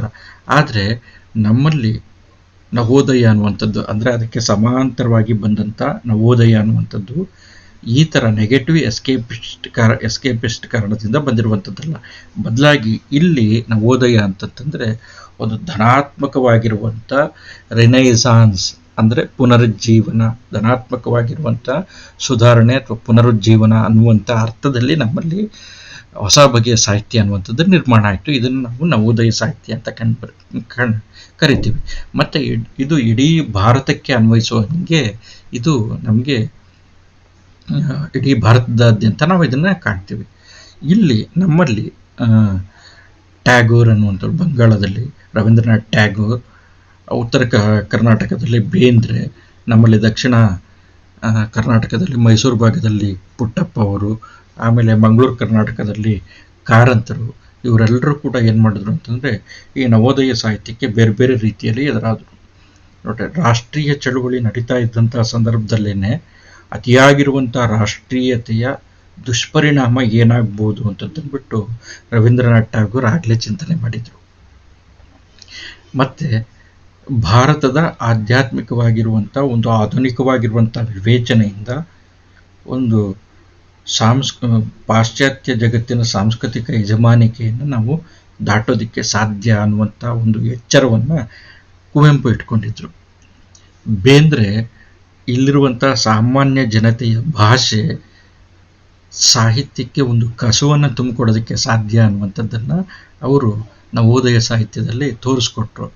ಕಾರಂತರು ವರ್ತಮಾನ ಬದುಕಿನ ಸಾಮಾಜಿಕ ವಾಸ್ತವತೆ ಏನಿದೆ ಅದರಲ್ಲಿರುವಂತಹ ಮೌಢ್ಯತೆ, ಅದರಲ್ಲಿರುವಂಥ ಭ್ರಷ್ಟತೆ, ಅದನ್ನು ಅತ್ಯಂತ ವಿಚಾರಶೀಲತೆಯಿಂದ ಎದುರಿಸುವಂಥ ಒಂದು ಮನೋಸ್ಥಿತಿಯನ್ನು ತೋರಿಸಿದ್ರು. ಇಷ್ಟೆಲ್ಲ ಬಗೆಯ ವೈವಿಧ್ಯತೆಗಳು ಒಂದು ಸಾಹಿತ್ಯದಲ್ಲಿ ಮೂಡಿಬಂತು ಧನಾತ್ಮಕ ಸುಧಾರಣೆಯ ಮುಖಾಂತರವಾಗಿ. ಇದು ನವೋದಯ ಸಾಹಿತ್ಯ ತನಗಿದ್ದಂಥ ಜನಪರ ಚಳುವಳಿಯ ಹಿನ್ನೆಲೆಯಿಂದ, ಆ ಕಸುವಿನಿಂದ ಪಡ್ಕೊಂಡಂಥ ಸಾಹಿತ್ಯಿಕವಾಗಿರುವಂಥ ಶಕ್ತಿ. ಸೊ ಹಾಗಾಗಿ ಏನು ಅಂತಂತಂದರೆ ಈ ಸಂದರ್ಭದಲ್ಲಿ ಈ ಸಾಹಿತ್ಯ ಅನ್ನುವಂಥದ್ದು, ಅಂದರೆ ನಮ್ಮ ನವೋದಯ ಸಾಹಿತ್ಯ ಅನ್ನುವಂಥದ್ದು ಸ್ವಾತಂತ್ರ್ಯ ಚಳುವಳಿ, ಗಾಂಧೀಜಿಯ ಚಿಂತನೆ ಮತ್ತು ಆಧುನಿಕತೆ, ರಾಜಾರಾಮ್ ಮೋಹನ್ ರಾಯ್, ವಿವೇಕಾನಂದರು, ರಾಮಕೃಷ್ಣ ಪರಮಹಂಸರು ಇವ್ರುಗಳ ಕಡೆಯಿಂದ ಬಂದಂಥ ಸಾಮಾಜಿಕ ಸುಧಾರಣೆ, ಧಾರ್ಮಿಕ ಸುಧಾರಣೆ, ಅದಲ್ಲದೆ ಇನ್ನೂ ಮುಖ್ಯವಾಗಿ ಏನು ಅಂತಂತಂದರೆ ಕೇರಳ, ತಮಿಳುನಾಡು ಮತ್ತು ಹಳೆ ಮೈಸೂರು ಭಾಗದಲ್ಲಿ ಕಂಡು ಬಂದಂಥ ಸಾಮಾಜಿಕ ಸುಧಾರಣೆ ಯಾವ ಥರ ಅಂತಂತಂದರೆ ಬ್ರಾಹ್ಮಣೇತರ ಜಾತಿಗಳ ಚಳುವಳಿ. ನಮ್ಮಲ್ಲಿ ಮೈಸೂರಿನಲ್ಲಿ ಒಂದು ಮೈಸೂರಿನ ದಿವಾನರನ್ನು ಆಯ್ಕೆ ಮಾಡುವಾಗ ಮದ್ರಾಸಿನ ಭಾಗದ ತಮಿಳು ಬ್ರಾಹ್ಮಣರನ್ನು ದಿವಾನರನ್ನಾಗಿ ಆಯ್ಕೆ ಮಾಡುವಂಥ ಒಂದು ಪ್ರೋಸೆಸ್ ಇತ್ತು. ಆದರೆ ಈ ಸಂದರ್ಭದಲ್ಲಿ ಒಂದು ಬದಲಾವಣೆ ನಡೀತು. ಏನು ಅಂತಂದರೆ ಮೈಸೂರಿನವರಿಗೋಸ್ಕರ ಅಂತಂದ್ಬಿಟ್ಟು ಮೈಸೂರಿನ ಬ್ರಾಹ್ಮಣರನ್ನು ಅಲ್ಲಿ ದಿವಾನರನ್ನಾಗಿ ಮಾಡುವಂಥ ಒಂದು ಪ್ರಕ್ರಿಯೆಗೆ ಚಾಲನೆ ದೊರೆಯಿತು. ಅದೇ ಸಂದರ್ಭದಲ್ಲಿ ಇನ್ನೊಂದು ಬಹುಮುಖ್ಯವಾಗಿರುವಂಥ ಬದಲಾವಣೆ, ಸಾಮಾಜಿಕವಾಗಿ ಅತ್ಯಂತ ಮಹತ್ವದ್ದಾಗಿರುವಂಥದ್ದು ಬ್ರಾಹ್ಮಣೇತರ ಚಳುವಳಿ ಅಂತಂತಂದರೆ, ನೋಡ್ರಿ, ಈ ನವೋದಯ ಸಾಹಿತ್ಯ ಮೂಡೋದಕ್ಕೆ ಕಂಡುಬರೋದಕ್ಕೆ ಕಾರಣವಾದಂಥ ಜನಪರ ಚಳುವಳಿಗಳೇನೇನಿದ್ದಾವೆ, ಈ ಜನಪರ ಚಳುವಳಿಗಳ ಮೊಟ್ಟ ಮೊದಲ ಫಲಾನುಭವಿಗಳು ಯಾರು ಅಂತಂತಂದರೆ ಹಿಂದುಳಿದಂಥ ಜಾತಿಯವರು. ಸೊ ಹಿಂದುಳಿದಂಥ ಜಾತಿಯವರು ಅಂತಂದರೆ ಬ್ರಾಹ್ಮಣರು ಹೊರತುಪಡಿಸಿರುವಂಥ ಇತರ ಮಧ್ಯಮ ಜಾತಿಗಳು ಮತ್ತು ಕೆಳ ಜಾತಿಗಳು. ಈ ಮಧ್ಯಮ ಜಾತಿಗಳೆಲ್ಲ ಏನು ಮಾಡಿದ್ರು ಅಂತಂತಂದರೆ ಬ್ರಾಹ್ಮಣೇತರ ಚಳುವಳಿಗಳನ್ನು 20ನೇ ಶತಮಾನದ ಪ್ರಾರಂಭದ ಭಾಗದಲ್ಲಿ ತಮಿಳುನಾಡು, ಕೇರಳ, ಹಳೆ ಮೈಸೂರು ಭಾಗದಲ್ಲಿ ಕಟ್ಟಿದ್ರು. ಮತ್ತು ಆ ಹಿನ್ನೆಲೆಯಲ್ಲಿ ಬ್ರಾಹ್ಮಣೇತರವಾಗಿರುವಂಥ ಸಾಹಿತ್ಯ ಅನ್ನುವಂಥದ್ದು ರೂಪುಗೊಳ್ತು ನವೋದಯ ಸಾಹಿತ್ಯದ ಸಂದರ್ಭದಲ್ಲಿ. ಸೊ ಈ ಎಲ್ಲ ಅಂಶಗಳು ನವೋದಯ ಸಾಹಿತ್ಯದ ನಿರ್ಮಾಣದಲ್ಲಿ ಕೆಲಸ ಮಾಡೋದಕ್ಕೆ ಕಾರಣವಾದವು. ಹೊಸ ರೀತಿಯ ಸಾಹಿತ್ಯ ಅನ್ನುವಂಥದ್ದು ಸೃಷ್ಟಿಯಾಯಿತು. ಸೊ ಹಾಗಾಗಿ ಏನಂತಂತಂದರೆ ಕೆಲವೊಂದು ಸಂಪ್ರದಾಯಬದ್ಧವಾಗಿರುವಂಥ ರೂಢಿಬದ್ಧ ಆಚರಣೆಗಳನ್ನು ನವೋದಯ ಸಾಹಿತ್ಯದಲ್ಲಿ ಪ್ರಶ್ನೆ ಮಾಡಿದ್ರು. ಫಾರ್ ಎಕ್ಸಾಂಪಲ್, ಕರ್ಮ ಸಿದ್ಧಾಂತವನ್ನು, ಗೋತ್ರ ಪದ್ಧತಿಯನ್ನು, ಆನುವಂಶಿಕ ಶ್ರೇಷ್ಠತೆಯನ್ನು, ಅಥವಾ ವ್ಯಕ್ತಿಯ ಬದುಕಿಗೆ ಸಂಬಂಧಪಟ್ಟಂಗೆ ಇರುವಂಥ ಕೆಲವು ಆಚರಣೆಗಳನ್ನು, ಇವೆಲ್ಲನೂ ಬಾಲ್ಯ ವಿವಾಹ ಅಥವಾ ಸಣ್ಣ ವಯಸ್ಸಿಗೆ ಮದುವೆ ಮಾಡುವಂಥದ್ದು ಅಥವಾ ವಿಧವಾ ವಿವಾಹ ಅನ್ನುವಂಥದ್ದು ಇಲ್ಲದೆ ಇರುವಂಥದ್ದು, ಇಂಥವನ್ನೆಲ್ಲನೂ ಕೂಡ ಏನು ಮಾಡಿದ್ರು ಅಂತಂದರೆ ಪ್ರಶ್ನೆ ಮಾಡುವಂಥ ಒಂದು ಅವಕಾಶ ಈ ಸಾಹಿತ್ಯಕ್ಕೆ ಒದಗಿ ಬಂತು. ಯಾಕೆ ಅಂತಂತಂದರೆ ಈ ಬಗೆಯ ಚಳುವಳಿಗಳ ಬಲ ಪಡ್ಕೊಂಡಿದ್ದಂಥ ಕಾರಣದಿಂದ. ಸೊ ಎರಡನೇ ಅಂಶ ಪ್ರಗತಿಶೀಲ ಸಾಹಿತ್ಯ. ಪ್ರಗತಿಶೀಲ ಸಾಹಿತ್ಯ 1943ರಲ್ಲಿ ಸಾಮಾನ್ಯವಾಗಿ 42-43ರ ಆಸ್ಪಾಸ್ನಲ್ಲಿ ಇದನ್ನು ನಾವು ಗಮನಿಸ್ತೀವಿ. ಪ್ರಗತಿಶೀಲ ಸಾಹಿತ್ಯ ಮುಖ್ಯವಾಗಿ ಮಾರ್ಕ್ಸ್ವಾದಿ ಸಿದ್ಧಾಂತದಿಂದ ಇದು ಪ್ರಭಾವಿತವಾಗಿರುವಂಥದ್ದು. ಅಂದರೆ ಸಮಾಜದಲ್ಲಿರುವಂಥ ಕೆಲವು ವರ್ಗ ಸಂಬಂಧಿತವಾಗಿರುವಂಥ ಮೇಲು ಕೀಳು ಅಥವಾ ಅಂತರ ಅಥವಾ ತಾರತಮ್ಯ ಏನಿದೆ ಇದನ್ನು ನಿವಾರಿಸಬೇಕು, ಒಂದು ಸಮಾನತೆಯ ಸಮಾಜವನ್ನು ನಿರ್ಮಾಣ ಮಾಡಬೇಕು ಅನ್ನುವಂಥ ಹಿನ್ನೆಲೆಯಿತ್ತು. ಸೊ ಹಾಗಾಗಿ ಇನ್ನು 1943ರ ಸಂದರ್ಭದಲ್ಲಿ ನಮ್ಗೆ ಇನ್ನೂ ಕೂಡ ಸಾಹಿತ್ಯ ಇದು ಸ್ವಾತಂತ್ರ್ಯ ಅನ್ನುವಂಥದ್ದು ಸಿಕ್ಕಿರಲಿಲ್ಲ. ನಾವು ವಸಾಹತುಶಾಹಿಯ ಅಧೀನದಲ್ಲಿದ್ವಿ, ಸಾಮಂತಶಾಹಿಯ ಅಂದರೆ ಸಾಮ್ರಾಜ್ಯಶಾಹಿಯ ಅಧೀನದಲ್ಲಿದ್ವಿ. ಅದೇ ಸಂದರ್ಭದಲ್ಲಿ ಮಹಾಯುದ್ಧಗಳು ನಡೀತಾ ಇತ್ತು, ಜಪಾನ್ನಲ್ಲಿ ಫ್ಯಾಸಿಸಮ್ ಅನ್ನುವಂಥದ್ದಿತ್ತು. ಸೊ ಇವೆಲ್ಲನೂ ಕೂಡ ಏನು ಮಾಡಿದ್ವು ಅಂತಂತಂದರೆ ಒಂದು ವರ್ಗೀಯ ಅಂತರವನ್ನು ಕ್ರಿಯೇಟ್ ಮಾಡಿದ್ವು ಸಮಾಜದಲ್ಲಿ. ಏನಾಯಿತು ಅಂತಂದರೆ ಸಮಾಜದಲ್ಲಿ ಒಂದು ತಾರತಮ್ಯ ಅನ್ನುವಂಥದ್ದು, ಅಂದರೆ ಸಾಮ್ರಾಜ್ಯಶಾಹಿಗಳು ಮತ್ತು ಅಧೀನ ರಾಷ್ಟ್ರಗಳು, ಶ್ರೀಮಂತರು ಅಥವಾ ಮೇಲ್ವರ್ಗದವರು ಅಥವಾ ಬಡವರು ಅಥವಾ ಕೆಳವರ್ಗದವರು, ಗಂಡು ಮತ್ತು ಹೆಣ್ಣು, ಈ ಥರದ ಡಿಫ್ರೆನ್ಸಸ್, ಮೇಲ್ಜಾತಿ ಮತ್ತು ಕೆಳಜಾತಿ, ಈ ಥರದ ಒಂದು ವ್ಯವಸ್ಥೆ ನಮ್ಮ ಸಮಾಜದಲ್ಲಿ ನಾವು ಕಾಣೋದಕ್ಕೆ ಕಾರಣ ಆಯಿತು. ಸೊ ಹಾಗಾಗಿ ಇದನ್ನು ಪ್ರಶ್ನೆ ಮಾಡುವಂಥ ಒಂದು ಸಾಹಿತ್ಯ ಅನ್ನುವಂಥದ್ದು ರಚನೆ ಆಯಿತು.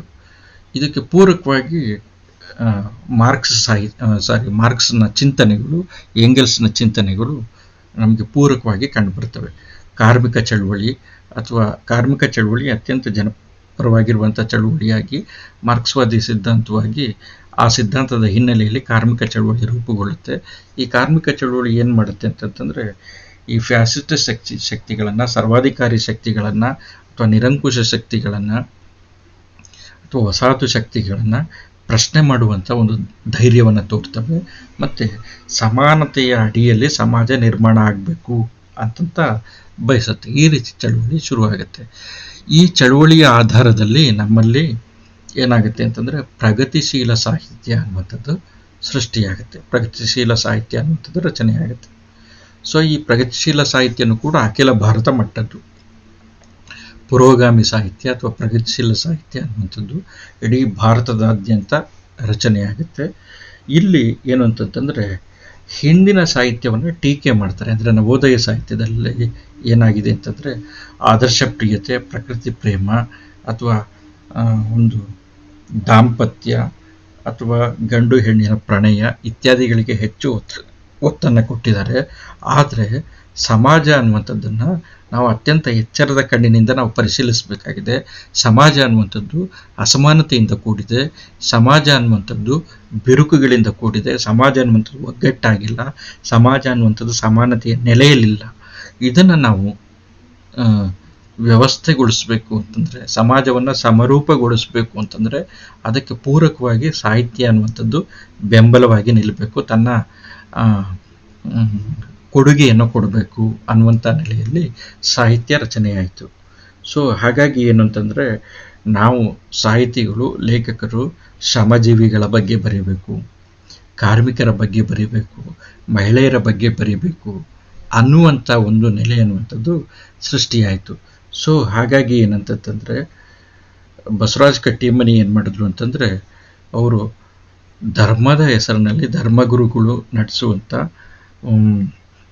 ಅನಾಚಾರಗಳು ಅಥವಾ ಕಪಟತನಗಳು ಇವನ್ನು ತೆಗೆದು ತೋರಿಸುವಂಥ ಒಂದು ಕೃತಿಗಳನ್ನು ತಮ್ಮ ಕೃತಿಗಳನ್ನು ರಚಿಸಿದ್ರು. ತಮ್ಮ ಕೃತಿಗಳಲ್ಲಿ ಅಂಥ ಪ್ರಯತ್ನವನ್ನು ಮಾಡ್ತಾರೆ. ಕಾರ್ಮಿಕರ ಹೋರಾಟಕ್ಕೆ ಸಂಬಂಧಪಟ್ಟಂಗೆ ಇವರು ಚಿರಸ್ಮರಣೆ ಅನ್ನುವಂಥದ್ದು ನಿರಂಜನರು ಬರೆಯುವಂಥದ್ದು. ನಿರಂಜನ ಆ್ಯಕ್ಚುಲಿ ಅವರ ಧರ್ಮಪತ್ನಿ ಸಹಧರ್ಮಿಣಿ ಅನುಪಮಾ ನಿರಂಜನ್ ಕೂಡ ಅತ್ಯಂತ ಶ್ರೇಷ್ಠವಾಗಿರುವಂಥ ಒಬ್ಬಳು ಹೆಣ್ಮಗಳು, ಶ್ರೇಷ್ಠವಾಗಿರುವಂಥ ಸಾಹಿತಿ. ಅವರು ಕೂಡ ತುಂಬ ಉತ್ತಮವಾಗಿರುವಂಥ ಕೃತಿಗಳನ್ನ ಬರೆದಿದ್ದಾರೆ, ಸುಮಾರು ಸಾಹಿತ್ಯವನ್ನು ಬರೆದಿದ್ದಾರೆ. ಈವನ್ ಅವರು ಕ್ಯಾನ್ಸರ್ ಕಾರಣದಿಂದ ಸಾಯುವಂಥ ಸಂದರ್ಭದಲ್ಲೂ ಕೂಡ ಅತ್ಯಂತ ಜೀವಪರವಾಗಿರುವಂಥ ಸಾಹಿತ್ಯವನ್ನು ಅವರು ನಿರ್ಮಾಣ ಮಾಡ್ತಾರೆ. ಸೊ ಅವರ ಪತಿಯಾಗಿರುವಂಥ ನಿರಂಜನ ಕಾರ್ಮಿಕರ ಚಳುವಳಿಯನ್ನು ಕುರಿತು ಚಿರಸ್ಮರಣೆ ಅನ್ನುವಂಥ ಕೃತಿಯನ್ನು ಬರೀತಾರೆ, ಕಾರ್ಮಿಕರ ಬಗ್ಗೆ ಬರೀತಾರೆ. ಅನಕರನ್ನು ಕೂಡ ಇದೇ ಥರದ, ಅಂದರೆ ವೇಶ್ಯೆಯರ ಅಥವಾ ಮಹಿಳೆಯರ ಸ್ಥಿತಿಗತಿಗಳಿಗೆ ಸಂಬಂಧಪಟ್ಟಿರುವಂಥ ನಗ್ನ ಸತ್ಯ ಅಥವಾ ಶನಿ ಸಂತಾನ ಅನ್ನುವಂಥ ಕೃತಿಗಳನ್ನು ಅವರು ಬರೀತಾರೆ. ಸೊ ಅದೇ ಥರ ಚದುರಂಗ ಅವರು ಸರ್ವಮಂಗಳ ಅನ್ನುವಂಥ ಕೃತಿಯನ್ನು ಬರೆದು ಕಾರ್ಮಿಕ ಚಳುವಳಿಯ ಬಗ್ಗೆ ಅವರು ಕಾರ್ಮಿಕ ಚಳುವಳಿ ನಡಿಬೇಕಾಗಿರುವಂಥ ದಿಕ್ಕು, ಸಾಗ್ತಾ ಇರುವಂಥ ಹಾದಿ ಬಗ್ಗೆ ಬೆಳಕು ಚೆಲ್ಲುವಂಥ ಕೃತಿಗಳನ್ನು ರಚಿಸ್ತಾರೆ. ಸೊ ಈ ರೀತಿಯಾಗಿ ಪ್ರಗತಿಶೀಲ ಸಾಹಿತ್ಯ ಏನು ಮಾಡುತ್ತೆ ಅಂತಂದರೆ, ಜನಪರ ಚಳುವಳಿಗೆ, ಅಂದರೆ ಮಾರ್ಕ್ಸ್ವಾದಿ ಹಿನ್ನೆಲೆಯ ಜನಪರವಾಗಿ ಮತ್ತು ಸಮಾನತೆಯ ಒಂದು ಬೇಸ್ ಇಟ್ಕೊಂಡು, ತಳಹದಿ ಇಟ್ಕೊಂಡು ಸಾಹಿತ್ಯ ನಿರ್ಮಾಣ ಆಗಬೇಕು ಅನ್ನುವಂಥ ಒಂದು ಅಭಿಪ್ಸೆಗೆ ಪೂರಕವಾಗಿ ಸಾಹಿತ್ಯ ಪ್ರಗತಿಶೀಲ ಸಾಹಿತ್ಯದಲ್ಲಿ ಕೆಲಸ ಮಾಡುತ್ತೆ. ನಂತರ ಪ್ರಗತಿಶೀಲ ಸಾಹಿತ್ಯದ ನಂತರ ಸ್ವಾತಂತ್ರ್ಯ ನಮಗೆ ಬರುತ್ತೆ. 1970-80ರ ದಶಕದಲ್ಲಿ ಬಂಡಾಯ ಸಾಹಿತ್ಯ ಅನ್ನುವಂಥದ್ದನ್ನು ನಾವು ಕಾಣ್ತೀವಿ.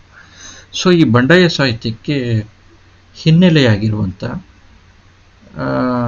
ಚಳುವಳಿಗಳು ಅಥವಾ ಅಂಶಗಳು ಯಾವುದು ಅಂತ ನಾವು ಗಮನಿಸೋದಾದರೆ, ಮುಖ್ಯವಾಗಿ ಸ್ವಾತಂತ್ರ್ಯೋತ್ತರ ಸಂದರ್ಭದಲ್ಲಿ ನಮ್ಮಲ್ಲಿ ನಡೆದಂಥ ರಾಜಕೀಯವಾಗಿರುವಂಥ ಬೆಳವಣಿಗೆಗಳು, ಅಂದರೆ ಭ್ರಷ್ಟಾಚಾರ ಅನ್ನುವಂಥದ್ದು, ಅಧಿಕಾರದ ಅಂದರೆ ರಾಜಕೀಯ ಅಧಿಕಾರದ ಬೆಂಬಲದಿಂದ ನಡೆಯುವಂಥ ಶೋಷಣೆ ಅನ್ನುವಂಥದ್ದು, ಸ್ವಜನ ಪಕ್ಷಪಾತ ಅನ್ನುವಂಥದ್ದು, ಜಾತೀಯತೆ ಅನ್ನುವಂಥದ್ದು, ಧರ್ಮಾಂಧತೆ ಅನ್ನುವಂಥದ್ದು. ಸೊ ಈ ಎಲ್ಲ ಅಂಶಗಳು ಏನಾಯಿತು ಅಂತಂತಂದರೆ ಅತ್ಯಂತ ದೊಡ್ಡ ಮಟ್ಟದ ಜನಪರ ಚಳುವಳಿ ರೂಪುಗೊಳ್ಳೋದಕ್ಕೆ ಸಾಧ್ಯ ಆಯಿತು. ಅದೇ ಸಂದರ್ಭದಲ್ಲಿ ಕಾರ್ಮಿಕ ಚಳುವಳಿನೂ ಕೂಡ ಅಸ್ತಿತ್ವದಲ್ಲಿತ್ತು, ರೈತರ ಚಳುವಳಿ ಅಸ್ತಿತ್ವಕ್ಕೆ ಬಂತು, ದಲಿತರ ಚಳುವಳಿ ಅಸ್ತಿತ್ವಕ್ಕೆ ಬಂತು, ಸ್ತ್ರೀ ಚಿಂತನೆ ಎನ್ನುವಂಥದ್ದು, ಸ್ತ್ರೀಯರ ಚಳುವಳಿ ಎನ್ನುವಂಥದ್ದು ಅಸ್ತಿತ್ವಕ್ಕೆ ಬಂತು, ಮತ್ತು ಮುಸ್ಲಿಂ ಸಂವೇದನೆ ಎನ್ನುವಂಥದ್ದು ಅಸ್ತಿತ್ವಕ್ಕೆ ಬಂತು. ಈ ಎಲ್ಲ ಚಳುವಳಿಗಳ ಕಾರಣದಿಂದ, ಈ ಎಲ್ಲ ಚಿಂತನೆಗಳ ಕಾರಣದಿಂದ ಸಾಹಿತ್ಯ ಅನ್ನುವಂಥದ್ದು ರೂಪುಗೊಳ್ಳೋದಕ್ಕೆ ಪ್ರಾರಂಭ ಆಯಿತು. ಸೊ ಹಾಗಾಗಿ ಏನಂತಂತಂದರೆ, ಎಡಪಂಥೀಯ ಒಲವಿರುವಂಥ, ಅಂದರೆ ಮಾರ್ಕ್ಸ್ವಾದಿ ಚಿಂತನೆಯ ಒಲವಿರುವಂಥ, ಮತೀಯವಾಗಿ ಸಂವಿಧಾನದ ಚಿಂತನೆಗಳಿಗೆ, ಸಂವಿಧಾನದ ಆಶಯಗಳಿಗೆ, ಅಂದರೆ ಜಾತ್ಯತೀತ ನೆಲೆಗಳಿಗೆ ಬದ್ಧವಾಗಿರುವಂಥ ಮತ್ತು ಲಿಂಗ ತಾರತಮ್ಯವನ್ನು ನಿರಾಕರಿಸುವಂಥ ಸಾಹಿತ್ಯ ಅನ್ನುವಂಥದ್ದು ನಿರ್ಮಾಣ ಆಗೋದಕ್ಕೆ ಪ್ರಾರಂಭ ಆಯಿತು.